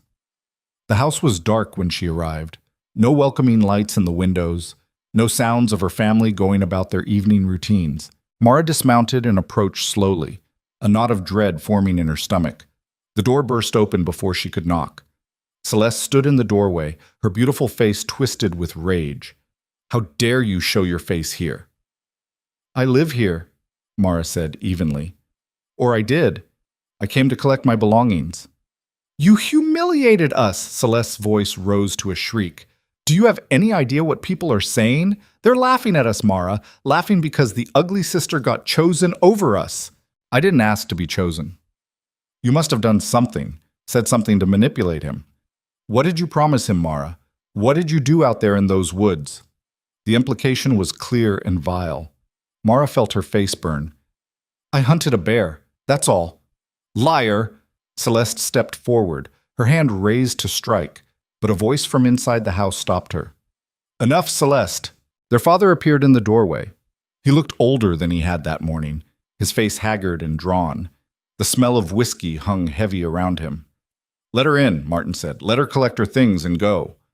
Celeste stepped aside reluctantly. Mara entered the house she'd grown up in, but it felt foreign now. The familiar room seemed smaller, darker, suffocating. She went directly to her storage room and began gathering her mother's possessions. The journals filled with planting notes and harvest records. The books her mother had loved, poetry and philosophy and natural science. The small wooden box containing seeds carefully labeled and saved. As she worked, her father appeared in the doorway. "You've made a terrible mistake," he said quietly. Mara didn't look up. "I don't think so. He'll tire of you. Maybe not right away, but eventually. Men always do." Martin leaned against the door frame. "And when he does, when he realizes what he's actually married to, you'll have nowhere to go. You'll have given up everything for nothing." "I had nothing to give up." Mara closed the box of seeds carefully. "You made sure of that. I gave you a home, food, work that gave you purpose. You gave me a cage." Mara finally looked at him. "And you called it kindness because the bars were invisible." Martin's expression flickered. Surprise, maybe, that she would speak to him so directly. Then it hardened again. "The orchard belongs to this family. Those seeds, those journals, they stay here. They belong to my mother. Your mother is dead, and everything she owned became mine when she died." "Actually," a new voice said from the doorway, "that's not quite true." Mara and Martin both turned to find a man she didn't recognize, middle-aged, well-dressed, carrying a leather satchel. He had the look of a professional about him, a lawyer, perhaps, or a banker. "Who the hell are you?" Martin demanded. "Thomas Whitmore, attorney at law from Carson City." The man stepped into the small room, making it feel even more cramped. "I apologize for the late hour, but I felt this matter couldn't wait. I've been trying to track down the Bellamy family for some time." "We don't need a lawyer," Martin said. "Perhaps not, but Miss Mara Bellamy certainly does." Whitmore turned to Mara. "I represent the estate of one Margaret Ann Bellamy. Your mother, I believe?" Mara's heart stuttered. "My mother's estate? But she died 15 years ago." "Indeed, and her will has been sitting in probate all this time due to some administrative complications. But those complications have recently been resolved, and I'm here to execute her final wishes." Whitmore pulled a sheaf of papers from his satchel. "Your mother owned significant property before her marriage, Miss Bellamy. Property that was meant to pass to you upon your 21st birthday." The room went very quiet. Martin's face had gone pale. "That's impossible. Everything Margaret owned became part of the family holdings when we married. Actually, no." Whitmore's tone was polite but firm. "Mrs. Bellamy's father was quite specific in his will. The land he left to his daughter was to remain in her name alone, held in trust for any daughters she might have. Your wife could use the land during her lifetime, Mr. Bellamy, but she could not transfer ownership to you, and upon her death, it was to pass directly to her female heirs." He handed the papers to Mara. "This orchard, Miss Bellamy, the one you've been maintaining all these years, it legally belongs to you. It has belonged to you since you turned 21 3 years ago." Mara stared at the documents in her hands, the words swimming before her eyes. Legal terms, property descriptions, her mother's signature, neat and precise, dated just weeks before she died.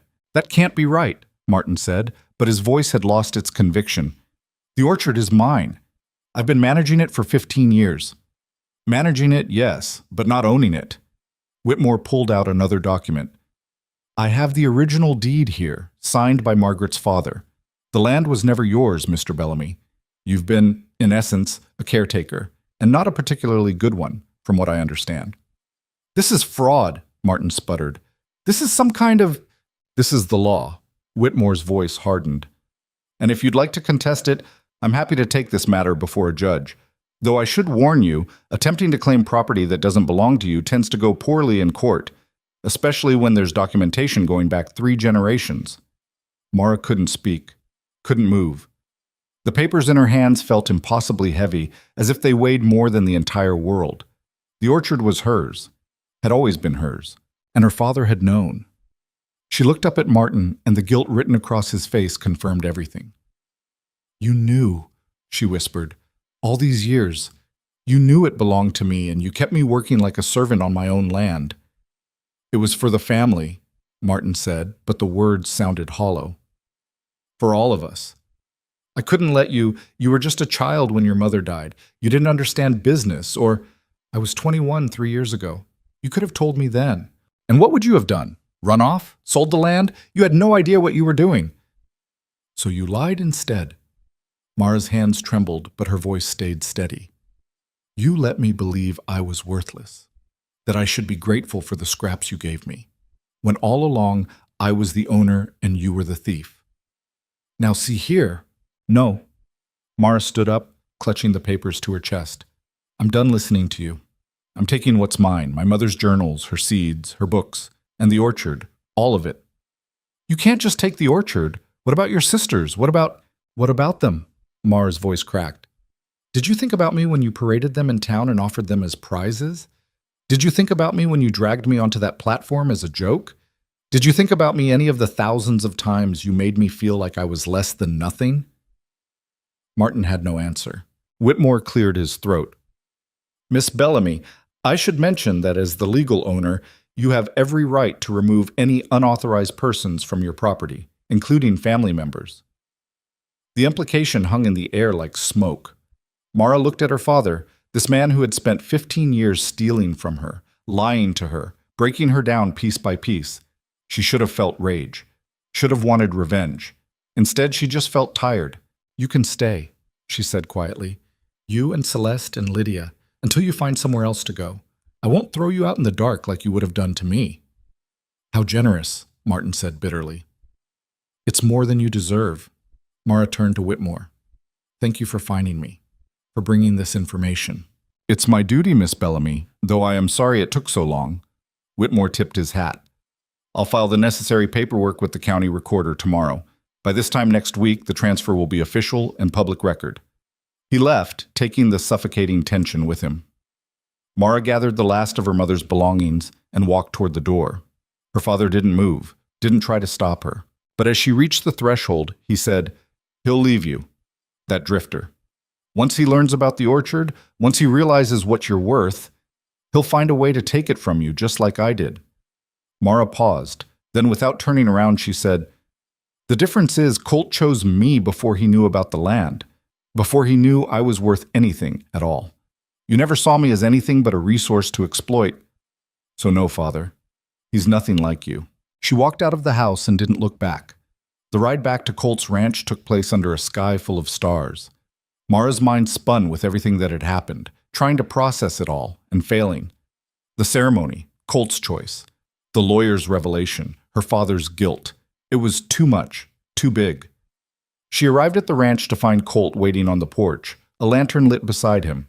He stood as she dismounted. I was starting to worry, he said. Then he saw her face. What happened?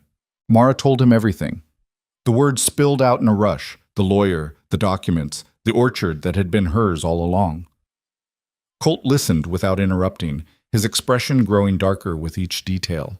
When she finished, he said, Your father kept you working your own land as unpaid labor for 3 years. Longer than that, really, since my mother died. That son of a... Colt bit off the curse. What do you want to do? About what? About all of it. The orchard, your family, us. Colt stepped closer. Because this changes things, Mara. You're not just a farmer's daughter anymore. You're a landowner, a woman of property. You don't need to marry anyone. You can run that orchard yourself, hire help, build whatever life you want. Mara understood what he was doing, giving her an out, making sure she knew she had choices. The orchard doesn't change how I feel, she said quietly. How do you feel? It was the first time he'd asked directly, the first time he'd pushed for an answer she hadn't given. Mara took a breath. Terrified, confused, overwhelmed. She looked up at him.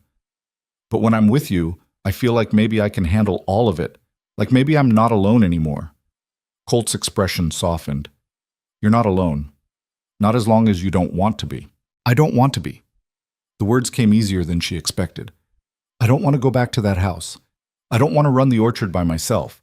I don't want a life that looks anything like what I had before. What do you want? This. Mara gestured at the ranch, at him, at the life they were standing on the edge of. I want to try this with you, as partners, even though it scares you, especially because it scares me. Mara smiled slightly. Someone once told me that choosing courage even when you're terrified is what makes you strong. Colt's mouth quirked. Sounds like a wise person. He has his moments. They stood there in the lamplight, two broken people who had somehow found each other in the wilderness. The week ahead would bring challenges.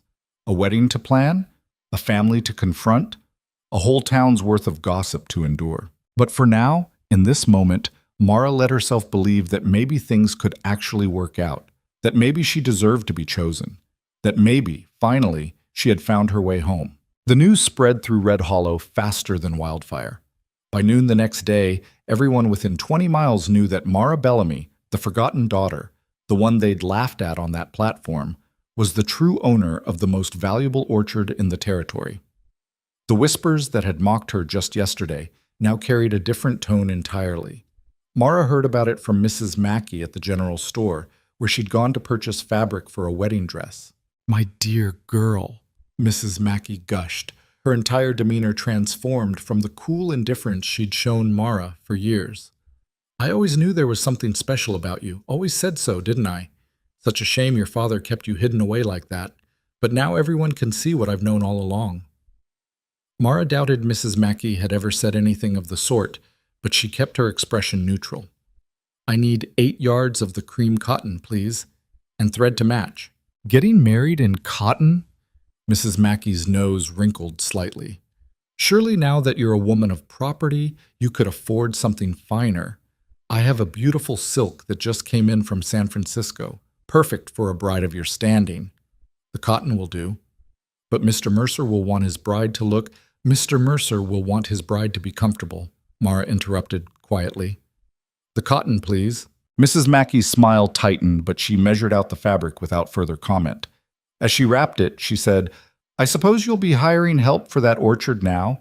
My nephew's looking for work, and he's a strong boy, very reliable. I'll keep that in mind. And of course, if you need any advice on managing property, my husband would be happy to—" "Thank you, Mrs. Mackey. That'll be all." Mara paid and left, carrying her package through the town square. Everywhere she looked, people were staring. Some nodded respectfully. Others whispered behind their hands. A few men who had never so much as glanced at her before now tipped their hats as she passed. It was nauseating. These were the same people who had laughed 3 days ago. The same ones who had treated her like she was invisible. Or worse, like she was something to be pitied. And now they smiled and nodded and acted as though they'd always recognized her worth. As if her value had only materialized the moment they learned she owned land. She was halfway to her horse when a voice called out behind her. "Miss Bellamy! A word, if you please." Mara turned to find Mayor Hutchins hurrying toward her, his round face flushed from the effort. He was a portly man who loved the sound of his own voice, and had never once acknowledged her existence before. "Mayor Hutchins," she said evenly, "I wanted to personally congratulate you on your upcoming nuptials," he said, slightly out of breath, "and to discuss a matter of some importance to the town. I'm in rather a hurry. This won't take long." He fell into step beside her, lowering his voice conspiratorially.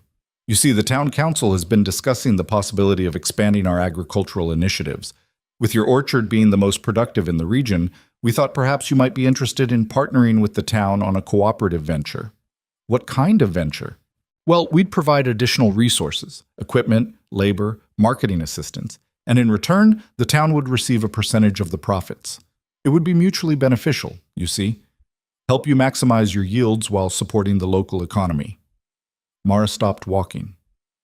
"You want me to give the town a cut of my orchard's profits in exchange for help I don't need?" Hutchins' smile faltered. "Well, when you put it that way, it sounds like you're trying to take advantage of someone you think is too ignorant to recognize a bad deal." Mara's voice remained calm, but there was steel beneath it. "I've been running that orchard myself for 3 years while my father drank away the profits. I don't need the town's equipment or labor, and I certainly don't need your advice. Miss Bellamy, I assure you we only have your best interests." "No, you have the town's interests, which is fine. That's your job. But my answer is no, Mayor. The orchard stays independent.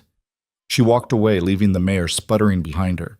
Her hands were shaking from anger or fear or some combination of both, but she kept her stride steady until she reached her horse. This was what her life would be now, she realized. People who had ignored her for years suddenly wanting something from her, treating her with a respect that was entirely conditional on what she could provide them. It made her father's cruelty seem almost honest by comparison. At least he'd never pretended to respect her. Mara rode back to Colt's ranch, her mind churning. She found him in the barn, repairing a broken saddle. He looked up as she entered, and whatever he saw on her face made him set down his tools immediately. What happened? She told him about Mrs. Mackey's sudden friendliness, about the mayor's proposal, about the way everyone in town had looked at her with new eyes that had nothing to do with who she actually was. "They don't see me," Mara said, her voice tight with frustration. "They just see the orchard, the property. They're doing exactly what my father did, treating me like I'm only valuable because of what I own." Colt listened without interrupting. When she finished, he said, "What do you want to do about it?" "I don't know. I thought finding out the truth would change things, would make me feel, I don't know, vindicated? Powerful?" She laughed bitterly. "Instead, I just feel like a different kind of commodity." "You're not a commodity." Colt moved closer. "And anyone who treats you like one isn't worth your time." "That's the whole town, Colt." "Then to hell with the town." He said it simply, as if it were the most obvious thing in the world. "We don't need them. We've got the ranch, we've got the orchard, and we've got each other. That's enough." "Is it?" Mara looked at him. "You grew up here. These are your people. Can you really just turn your back on all of them? I've been turning my back on places my whole life." Colt's scarred face was serious. "I learned a long time ago that home isn't about where you're from. It's about who you choose to be with. And I'm choosing you, Mara, not your orchard, not your property. You."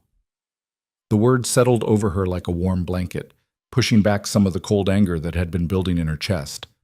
"I got the fabric," she said quietly. "For the dress." "Good." Colt's expression softened slightly. "Though I'd marry you in work clothes if that's what you wanted. I think Mrs. Mackey would die of scandal." "Even better." Despite everything, Mara smiled. "You're terrible. You're the one marrying me. What does that say about you?" "That I have questionable judgment." "Probably." Colt reached out and took her hand. "But we'll figure it out together. All of it. The town, your family, the orchard, one day at a time." It was such a simple promise. But somehow, coming from him, it felt like enough. The next few days passed in a blur of preparation. Mara worked on her dress in the evenings, stitching by lamplight, while Colt read aloud from one of her mother's books. They talked about plans for the ranch, about where they might plant the new orchard trees, about the kind of life they wanted to build. But beneath the tentative happiness, tension simmered, because the wedding was scheduled for Saturday, and everyone in Red Hollow would be watching. On Thursday afternoon, Mara returned to the Bellamy house one final time. She needed to collect the last of her mother's belongings and formally claim the orchard as her own. She found her father in his study, surrounded by ledgers and empty bottles. He looked up as she entered, his eyes bloodshot and hollow. "Come to gloat?" he asked. "I came to get my mother's recipe books, and to tell you that you have until the end of the month to find new lodging." Martin's laugh was harsh and bitter. "So generous, giving me 3 weeks to vacate the property I've maintained for 15 years. "The property you stole," Mara corrected. "And yes, 3 weeks is generous. It's more time than you ever gave me to prepare for anything." "I gave you a home, a purpose. You gave me a cage and called it kindness." Mara moved to the shelf where her mother's recipe books were kept. "I'm done arguing about this, Father. The law is clear. The orchard is mine. You can leave peacefully, or I can have the sheriff remove you. Your choice." "And your sisters? What becomes of them? They can make their own choices. They're grown women, not children." Mara pulled the books down, running her fingers over the worn covers. "Though I noticed you didn't think about their welfare when you were spending the orchard's profits on whiskey." Martin was silent for a long moment. Then he said, "Your mother would be ashamed of you." The words were meant to hurt, and they did. But Mara had learned something over the past few days. She'd learned that pain didn't have to control her, that she could feel it and keep moving forward anyway. "My mother," Mara said quietly, "made sure I would inherit this land specifically so I wouldn't be at the mercy of men like you. She knew exactly what kind of father you were, and she protected me the only way she could. She walked out, leaving her father alone with his bitterness and his bottles. Celeste was waiting in the hallway, her beautiful face twisted with resentment. "You're destroying this family," she hissed. "This family destroyed itself long before I found out the truth." Mara tried to move past her, but Celeste stepped into her path. "Do you really think he loves you, that drifter? He's using you, Mara. He'll take control of the orchard and cast you aside the moment it's convenient." "That's what you would do," Mara said. "It doesn't mean everyone else operates the same way. You're naive. You always have been." Celeste's eyes glittered with malice. "You think being a landowner makes you special? Makes you worthy? You're still the same ugly, awkward girl you've always been. The only difference is now you have something people want." The words should have cut deep. A week ago, they would have. But Mara had spent too much time lately with someone who saw her differently. Someone who valued her for reasons that had nothing to do with property or beauty or social standing. "You're right," Mara said calmly. "I am the same person I've always been, strong enough to do the work no one else would do, smart enough to see through your manipulations, brave enough to choose my own path, even when people like you told me I should be grateful for scraps." She stepped around her sister. "And you know what else? I'm happy. For the first time in my life, I'm actually happy. Can you say the same?" Celeste's perfect face contorted with rage, but she had no answer. Mara walked out of the house for the last time, carrying her mother's books and the weight of a family she was finally free from. Friday evening, the night before the wedding, Mara stood in Colt's kitchen finishing the last stitches on her dress. It wasn't fancy, just simple cream cotton with long sleeves and a modest neckline. But it was hers, made by her own hands, chosen by her own will. Colt had gone into town to pick up the supplies they'd need for the small reception after the ceremony. Mara had wanted something quiet, just a few close friends, but word had spread and now it seemed like half the territory planned to attend. She was threading her needle for the final hem when she heard horses approaching. Multiple horses, moving fast. Mara set down her sewing and moved to the window. What she saw made her blood run cold. Her father's wagon, with Martin at the reins. Behind him, at least 6 men on horseback. She recognized a few of them, ranch hands from neighboring properties, men her father drank with, rough types who'd do just about anything for the right price. They were armed. Mara's hands went numb. She ran to where Colt kept his rifle, checking to make sure it was loaded. Her heart hammered against her ribs as the wagon pulled up to the house. Martin climbed down, swaying slightly, drunk. Of course he was drunk. "Mara," he bellowed, "come out here!" She stayed inside, rifle held steady, watching through the window. "I know you're in there," Martin shouted. "We need to talk about this wedding, about the orchard, about your future." One of the men with him laughed. "She's scared, Martin, hiding like she always does. Get out here, girl, or we'll come in and drag you out." Mara moved to the door and opened it, stepping onto the porch with the rifle visible in her hands. "You're trespassing. Leave, now." Martin's eyes focused on the weapon and he laughed. "Going to shoot your own father? I don't think so." "I'll shoot anyone who tries to force their way into this house." Mara's voice was steadier than she felt. "The law is on my side, Father. You have no claim to this property or to me." "The law," Martin spat into the dirt. "The law is whatever men with power say it is. And you don't have power, Mara. You have a piece of paper and a drifter who will abandon you the first chance he gets." "What do you want?" "I want you to see reason." Martin climbed the porch steps and Mara raised the rifle. He stopped, but didn't retreat. "This marriage is a mistake. You're throwing away your future for a man you barely know. Let me help you see that. By bringing armed men to threaten me the night before my wedding? By protecting you from making the biggest mistake of your life." Martin's voice took on a wheedling tone. "Come home, Mara. We can work this out. You can run the orchard. I'll help you, teach you what you need to know. We can be a family again." "We were never a family. You made sure of that." "You ungrateful—" Martin's mask slipped, revealing the rage beneath. "I gave you everything. A home, food, purpose. And this is how you repay me? By throwing me out and marrying some scarred nobody?" "You gave me nothing but pain and lies." Mara's finger tightened on the trigger. "Now get off this property before you what?" One of the men behind Martin moved forward. Shoot all of us? I don't think so, sweetheart. They were spreading out, surrounding the porch. Mara's stomach dropped. She could maybe fire one shot, maybe two, but then they'd be on her. And there were too many of them. She was trapped. Then a voice cut through the darkness like a blade. I wouldn't do that if I were you. Everyone turned. Colt stood at the edge of the property, his own rifle raised, flanked by 5 men Mara recognized from town. Old Mr. Patterson from the feed store.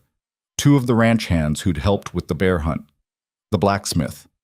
And Sheriff Monroe himself, his badge glinting in the lamplight. This is a private matter, Martin said, but the bluster had gone out of his voice. This is an armed group threatening a woman on her own property, Sheriff Monroe said calmly. That's a crime, and I witnessed it, so I suggest you all mount up and head home before I start making arrests. She's my daughter. She's a grown woman who owns this land legally. The sheriff's voice hardened. You've got no business here, Martin, and bringing armed men to intimidate her the night before her wedding? That's about as low as it gets. For a moment, Mara thought her father might actually argue, might push this to violence.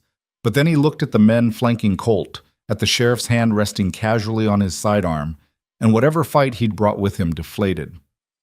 This isn't over, Martin said, his eyes locked on Mara. Yes, Colt said quietly. It is. Martin and his men mounted up and rode away, leaving nothing but dust and the echo of hoofbeats. Mara's legs gave out. She sat down hard on the porch steps, the rifle clattering beside her. Colt was there in an instant, kneeling beside her. Are you hurt? No, I just... Her voice shook. There were so many of them. I thought... I know. He pulled her against him. But you're safe now, I promise. Sheriff Monroe approached, removing his hat. Miss Bellamy, I apologize for not acting sooner. I should have anticipated your father might try something like this. How did you know to come? Mara asked. We didn't. The sheriff nodded toward Colt. Your fiancé came to find me in town, said he had a bad feeling about leaving you alone tonight. Asked if I'd ride out with him just to make sure everything was all right. Turned out his instincts were good. Mara looked at Colt, something warm and overwhelming swelling in her chest. Thank you. Always, he said simply. After the sheriff and the other men left, Mara and Colt sat together on the porch in the darkness. The stars wheeled overhead, cold and distant and uncaring. But here, in this small circle of lamplight, Mara felt safer than she had in years. I'm sorry, she said quietly. About my father. About all of this. You have nothing to apologize for. You didn't choose your family. No, but I'm choosing you. Mara turned to look at him. Tomorrow, in front of everyone, I'm choosing you. And I need you to know that it's not because of the orchard or the property or any kind of obligation. It's because when I look at my future, the only version of it that doesn't terrify me is the one with you in it. Colt was quiet for a long moment. Then he said, I've been alone most of my life, told myself I preferred it that way. That attachments made you weak, made you vulnerable. He reached out and took her hand. Then I met you, and I realized being alone wasn't strength. It was just lonely. So we're both taking a risk. A calculated risk. His mouth quirked into a slight smile. We survived a bear hunt together. Marriage can't be that much harder. That's what you said last time. And I was right, wasn't I? Despite everything, Mara laughed. It felt good, clean, like washing away the last remnants of her father's poison. They sat together until the moon rose, talking about nothing and everything, 2 people on the edge of something new and terrifying and maybe, just maybe, beautiful. And when Mara finally went to bed for the first time in her life, she fell asleep without being afraid of tomorrow. The morning of the wedding dawned clear and cold, the kind of autumn day where the sun felt warm, but the shadows held winter's promise. Mara woke before sunrise, her heart already racing with anticipation and nerves that had nothing to do with fear. She dressed slowly in the cream cotton dress she'd made, her fingers trembling slightly as she fastened the buttons. The fabric was soft against her skin, comfortable in a way the fancy dresses her sisters wore never were. She'd chosen function over beauty, simplicity over spectacle. And looking at herself in the small mirror, she was surprised to find she didn't mind what she saw. Her dark hair hung loose around her shoulders, still damp from washing. Her face was the same as it had always been, Broad features, strong jaw, her mother's eyes. Not beautiful by any conventional measure, but for the first time in her life, Mara looked at her reflection and didn't feel shame. She looked like someone who had survived, someone who had chosen her own path, someone who was about to marry a man who wanted her exactly as she was. That was enough. A knock on the door startled her from her thoughts. She opened it to find Mrs. Patterson, the feed store owner's wife, standing on the porch with a small bundle wrapped in cloth. "I hope I'm not too early," the older woman said kindly, "but I wanted to bring you something before the ceremony." "Mrs. Patterson, you didn't have to." "Hush now. A bride should have something special on her wedding day." She unwrapped the bundle to reveal a delicate wreath of autumn wildflowers, golden asters, purple sage, and deep red maple leaves woven together with careful hands. "For your hair, if you'd like." Mara's throat tightened. "It's beautiful." "You saved my grandson, you know," Mrs. Patterson said quietly. 3 years ago. He fell through the ice on Miller's Pond, and you pulled him out, gave him your coat, and carried him home, even though it was 2 miles in the freezing cold." Mara remembered. A skinny boy, blue-lipped and terrified. She'd been checking the irrigation channels when she heard him screaming. "I was just there," Mara said. "Anyone would have—" "No." Mrs. Patterson's voice was firm. "Not anyone. Most people would have worried about getting wet themselves, about catching their death of cold. But you didn't hesitate. You just jumped in and saved him." She placed the wreath gently in Mara's hands. "I never forgot that. And I never forgot how your father took credit for it. Told everyone he'd raised you to be useful in emergencies. Like saving my boy's life was just another chore you'd completed." Mara didn't know what to say. "What I'm trying to tell you," Mrs. Patterson continued, "is that some of us have been watching. Some of us saw who you really were, even when your family tried to keep you hidden, and we're glad you're finally getting the life you deserve." She helped Mara pin the wreath into her hair, arranging it carefully. When she finished, she stepped back with a satisfied nod. "There, now you look like a bride." After Mrs. Patterson left, others began arriving. Women Mara barely knew, bringing small gifts, a jar of honey, an embroidered handkerchief, a bottle of lavender water. Each one had a story, a memory of some small kindness Mara had shown them that she'd long forgotten. The girl she'd taught to read when the school teacher refused because her family couldn't pay. The widow whose fence she'd repaired after a storm. The young mother she'd helped deliver vegetables to when she was bedridden with illness. All these tiny moments scattered across years that Mara had never thought twice about, but they had remembered. By the time Colt arrived to escort her to town, Mara's small room was full of flowers and well wishes from people who had been invisible to her, just as she'd been invisible to them. The forgotten and overlooked of Red Hollow, quietly building their own community in the shadows. "Ready?" Colt asked. He wore his best shirt and a new vest, his hair combed back, his scarred face cleanly shaved. He looked nervous, which somehow made Mara feel better about her own nerves. "I think so," she said. "Are you?" "Terrified," he admitted with a slight smile. "But that seems appropriate." They rode into town together, side by side. The streets were already filling with people, far more than Mara had expected. The ceremony was set to take place in the town square, where just days ago she'd stood as a public joke. Today, she would stand there and choose her own future. The crowd parted as they approached.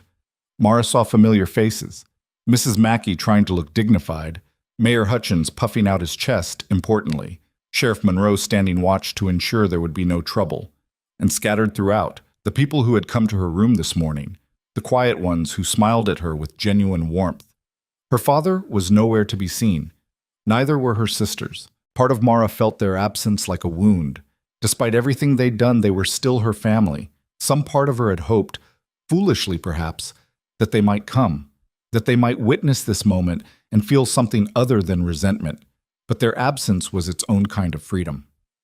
The minister waited on the platform, the same one where Martin had made his cruel joke. Mara and Colt climbed the steps together, and the crowd gradually quieted. Mara's hands were shaking. Colt reached out and took them in his own, steady and warm. The minister began the traditional words, but Mara barely heard them. She was too focused on Colt's gray eyes, on the way he looked at her like she was the only person in the world that mattered. When it came time for the vows, Colt spoke first. "I'm not good with fancy words," he said, his voice carrying across the square. "But I can promise you this. I'll stand beside you when things are hard. I'll see you for who you are, not what people expect you to be. I'll choose you every day, not because I have to, but because there's no one else I'd rather choose." The words were simple, honest, everything Mara had learned to value. Then it was her turn. She took a breath, feeling the weight of all those watching eyes, and spoke from her heart. "I spent most of my life believing I wasn't worth choosing, that the best I could hope for was to be useful, to be tolerated, to take up as little space as possible." Her voice grew stronger. "You taught me that I was wrong, that courage and strength and loyalty are worth something, that I'm worth something. So I promise you this. I'll be your partner in everything. I'll work beside you, fight beside you, build a life beside you. And I'll never stop being grateful that you saw me when everyone else looked away." Colt's eyes were bright with emotion. He squeezed her hands gently. The minister pronounced them married, and Colt leaned in to kiss her. It was brief and gentle, more promise than passion, but it sent warmth flooding through Mara's entire body. The crowd erupted in applause. Not the mocking laughter of before, but genuine celebration. People cheered and whistled, and someone fired a gun into the air in the frontier tradition. Mara and Colt descended the platform as husband and wife, and people pressed forward to offer congratulations. Mrs. Patterson wiped tears from her eyes. Old Mr. Patterson shook Colt's hand vigorously. Sheriff Monroe tipped his hat with a knowing smile. "Speech," someone called. "Let's hear from the bride." The crowd took up the call, and Mara felt panic rise in her throat. She'd never spoken publicly before, never addressed more than one or two people at a time. Colt squeezed her hand. "You don't have to," he murmured. But Mara looked out at the assembled crowd, at the mix of genuine well-wishers and opportunists, at the people who'd known her all her life and the ones who were only now pretending to see her, and she realized she had something to say after all. She raised her hand for quiet, and surprisingly, they gave it to her. "Thank you all for coming," she began, her voice stronger than she expected. "I know many of you are here because you're curious, because you want to see how this story ends. The forgotten daughter marrying the scarred drifter. I know some of you think we're making a mistake, that we barely know each other, that this won't last." Murmurs rippled through the crowd. "And maybe you're right," Mara continued. "Maybe this is a mistake. Maybe we'll struggle and fight and wonder what we were thinking. But here's what I know for certain. I'd rather take a risk on something real than spend the rest of my life playing it safe and being miserable. I'd rather choose my own path and fail than let other people choose for me and succeed at a life I never wanted." She looked at Colt, then back at the crowd. "This man chose me when he could have had anyone, not because of what I own, but because of who I am, and I'm choosing him for the same reason. So whether this works out or not, at least we'll know we chose each other freely. That's more than most people can say." The crowd was silent for a beat. Then someone started clapping, then another, and another, until the whole square was applauding, and Mara realized with a start that she'd just given her first public speech, and she hadn't collapsed. The reception was held at the town hall, a simple affair with food and drink and music from a fiddle player who knew exactly 3 songs. Mara and Colt moved through the crowd, accepting congratulations and well wishes, dancing when the music called for it. It was during their second dance that Mara saw them. Her sisters stood at the edge of the crowd, both dressed in their finest, both looking distinctly uncomfortable. Celeste's face was pinched with something that might have been regret. Lydia wouldn't meet Mara's eyes. The music ended, and before Mara could decide whether to approach them, Celeste crossed the room. "Mara," she said stiffly, "could we speak privately?" Mara glanced at Colt, who nodded. She followed her sisters outside into the cool evening air, her heart hammering with uncertainty. For a long moment, no one spoke. Then Celeste said, "Father's gone. He left town this morning, took what money he could scrape together and disappeared." Mara felt nothing. No relief, no sadness. Just emptiness where her father should have been. "And you?" she asked. "We're leaving too," Lydia said quietly. "Going to Denver. Celeste has a friend there who runs a dress shop. She's offered us work." "Honest work," Celeste added, and there was something bitter in her tone. "The kind we always thought we were too good for. They stood in uncomfortable silence, three sisters who barely knew each other despite growing up in the same house. "I'm sorry," Celeste said finally, the words coming out strained. "For everything. For the way we treated you. For the things we said. You didn't deserve any of it." It was the closest thing to an apology Mara had ever received from her sister. "No," Mara agreed. "I didn't." "Are you going to forgive us?" Lydia asked, her voice small. Mara thought about it. About all the years of cruelty and mockery, the casual humiliations, the way they'd stood by and watched their father break her down piece by piece. "I don't know," she said honestly. "Maybe someday, but not today." Celeste nodded, unsurprised. "That's fair." "I hope Denver treats you well," Mara said. "I hope you find whatever it is you're looking for." "I hope you're happy," Lydia said, and for the first time she sounded like she meant it. "You deserve to be happy." They left without saying goodbye, disappearing into the darkness. Mara stood alone, processing this final severance from her family, feeling the weight of it and the strange lightness that came after. Colt found her a few minutes later. "Everything all right?" "They're leaving, all of them. I'm alone now." "No," Colt said gently, pulling her close. "You're free. There's a difference." And standing there in his arms, Mara realized he was right. The celebration wound down as the evening grew late. People drifted home, leaving Mara and Colt to clean up with the help of a few dedicated souls. By the time they finished, the moon was high and the streets were quiet. They rode back to the ranch together, Mara's head resting against Colt's shoulder, exhaustion settling into her bones like a comfortable weight. "Mrs. Mercer," Colt said, testing out the name. "That's going to take some getting used to," Mara admitted.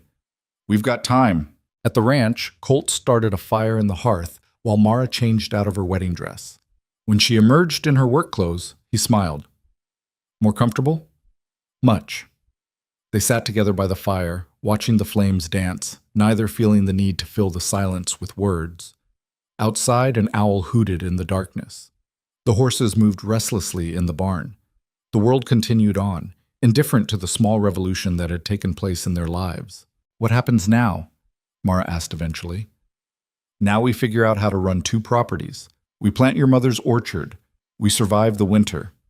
We build something that lasts." Colt looked at her. "One day at a time, together." "It sounds hard." "It probably will be. But I'd rather face hard things with you than easy things with anyone else." Mara leaned against him, feeling the steady rise and fall of his breathing. "Thank you for choosing me. Thank you for letting me." They stayed up talking late into the night, making plans for the future. They would combine the 2 properties, use Colt's expertise with horses and Mara's knowledge of orchards to create something unique. They'd hire help, people who needed work and would appreciate fair treatment. They'd expand the peach orchard using her mother's saved seeds. But they'd also try new varieties, experiment with apples and pears. It wouldn't be easy. There would be hard winters and failed crops and people who would continue to judge them, but they would face it together, as partners, as equals. As the fire burned down to embers, Colt said, "I have something for you." He disappeared into the bedroom and returned with a small wooden box, hand-carved with intricate patterns. "I made this while you were sewing your dress," he said, handing it to her. "Open it." Inside, nestled in soft cloth, was a single peach pit. "I saved it," Colt explained, "from the bear bait. I know it seems strange, but that hunt, that's where everything changed. Where I stopped seeing you as just another person and started seeing you as everything." Mara picked up the pit, feeling its rough surface, its weight. "We should plant it." "Now?" "Why not? Start our life together by planting something that will outlive us both." So they did. In the darkness, by lantern light, they dug a hole near the house and planted that single peach pit. It would take years to grow, years to bear fruit. But it was a promise, a beginning. When they finished, Mara's hands were covered in dirt. Her wedding dress was hanging in the wardrobe, her family was scattered to the winds, and her whole life had been upended in the span of a few weeks. And she had never been happier. Over the following months, Mara and Colt settled into the rhythm of their new life. They woke before dawn to tend the animals, worked the land until their backs ached, fell into bed exhausted but satisfied. It was hard work, harder than Mara had imagined, but it was theirs. They hired 2 ranch hands, young men who'd been struggling to find work and who treated Mara with respect from the first day. She taught them about orchard management, about reading the tree's needs, about patience and timing. They taught her about horse training, about reading weather patterns, about the practical skills her father had never bothered to share. The first real test came in January when a winter storm hit harder than anyone expected. Snow piled 6 feet high. The temperature dropped so low that water froze in the pipes. They worked around the clock to keep the animals alive, to prevent the trees from being damaged by ice, to maintain the fires that kept them from freezing. Mara thought they might break under the pressure, thought the stress might reveal cracks in their partnership. Instead, it showed them how well they worked together. Colt's calm steadiness balanced Mara's tendency to worry. Her careful planning complemented his ability to improvise. When one of them was ready to give up, the other found strength to keep going. They survived the storm, and they came out stronger. In March, the first sign of spring appeared, tiny green shoots pushing up through the snow. Mara checked them daily, her heart full of cautious hope. Her mother's trees, the ones she'd thought might not survive her father's neglect, were coming back to life. And near the house, a single tiny sprout emerged from where they'd planted the peach pit. Mara knelt beside it, tears streaming down her face, while Colt stood behind her with his hand on her shoulder. "It grew," she whispered. "Of course it did. You planted it." By summer, the orchard was thriving. The harvest that year was the best Red Hollow had seen in a decade. Mara and Colt hired additional help during the busy season, paying fair wages and treating everyone with dignity. Word spread, and soon they had more workers than they needed, people drawn to a place where labor was valued and respected. The town's attitude toward them shifted gradually. The mockery faded, replaced first by grudging respect and then by genuine admiration. People saw what Mara and Colt were building, not just a successful business, but a model for how things could be done differently. How workers could be partners instead of servants. How the forgotten and overlooked could become the foundation of something strong. Mayor Hutchins approached them in September with another proposal. This time, instead of trying to take a cut of their profits, he asked if they'd be willing to teach their methods to other farmers, to help lift up the whole community instead of just themselves. Mara looked at Colt. He nodded. "We'd be happy to," Mara said, "on one condition." "Name it. You establish a fund to help young people, especially young women who want to start their own businesses but don't have family support, education, small loans, mentorship, real opportunities, not charity." Hutchins looked surprised. "That's a significant undertaking." "Yes, it is. But if you want our help, that's the price." Mara's voice was firm. "I don't want any other girl to grow up believing she's worthless because her family told her so. If we're going to build something better, it has to include everyone." The mayor agreed. And over the following years, the program helped dozens of young people launch businesses, pursue education, escape situations that would have broken them. Each one carried a small piece of Mara's story forward. 5 years after their wedding, Mara stood in the orchard on a warm September evening, watching Colt teach their daughter how to identify when a peach was ready for harvest. She was 4 years old, dark-haired and serious, with her father's gray eyes and her mother's determination. Her name was Margaret, after the grandmother she'd never met, and she loved the orchard with a fierceness that made Mara's heart ache. "Gently," Colt was saying, guiding small hands to cup the fruit. "You don't want to bruise it. Feel how it gives just slightly when you press? That means it's perfect." Margaret picked the peach carefully and held it up triumphantly. "I did it!" "You did," Colt agreed, his scarred face soft with pride. "Just like your mother taught me." Mara approached, and Margaret ran to her, presenting the peach like a trophy. "Look, Mama, a perfect one." "So it is." Mara took the fruit, examining it with exaggerated seriousness. "This might be the best peach I've ever seen. What should we do with it?" "Eat it," Margaret declared. So they did, the 3 of them sitting beneath the oldest tree in the orchard, the one Mara's mother had planted first, the one that had survived drought and neglect and her father's cruelty. They shared the peach, its juice sweet and sun-warm, while the evening light turned everything golden. "Tell me about Grandmother Margaret," their daughter said. It was her favorite story, so Mara told it again. About a woman who had planted an orchard against all odds, who had protected her daughter's future the only way she knew how, who had believed in creating something lasting even when the world seemed determined to tear everything down. And she told her about the lessons she'd learned, about how courage wasn't the absence of fear but the choice to act despite it, about how strength came in many forms, in patience and persistence, in knowing when to stand firm and when to let go, about how love wasn't about grand gestures but about showing up every day and choosing someone over and over again. Margaret listened with the intense focus only children possess, absorbing every word.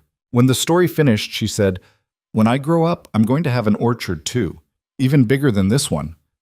"I believe you will," Mara said, brushing dirt from her daughter's cheek. "And I'll help you plant it." As the sun set over the mountains, turning the sky purple and gold, Mara thought about the girl she used to be. The one who'd believed she was too big, too awkward, too much of everything except what people wanted.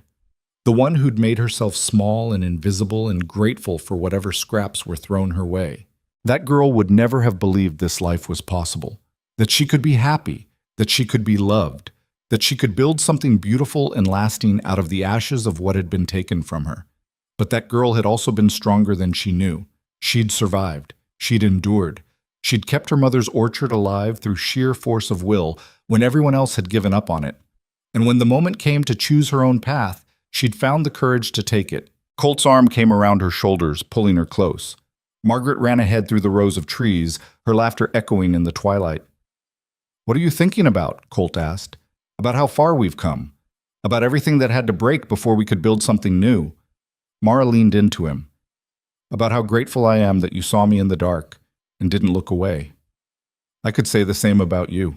They stood there together, watching their daughter play among the trees Mara's mother had planted, in the orchard that had been stolen and reclaimed, in the life they'd built through courage and stubbornness and love. The bear was long dead. The father who'd tried to break her was gone. The sisters who'd mocked her had found their own paths. The town that had laughed had learned to respect. And Mara Mercer, once Mara Bellamy, the unwanted daughter, the forgotten girl, stood in the heart of everything she'd protected and everything she'd built, and knew with absolute certainty that she was finally, truly home. Not because of the land beneath her feet, though that mattered,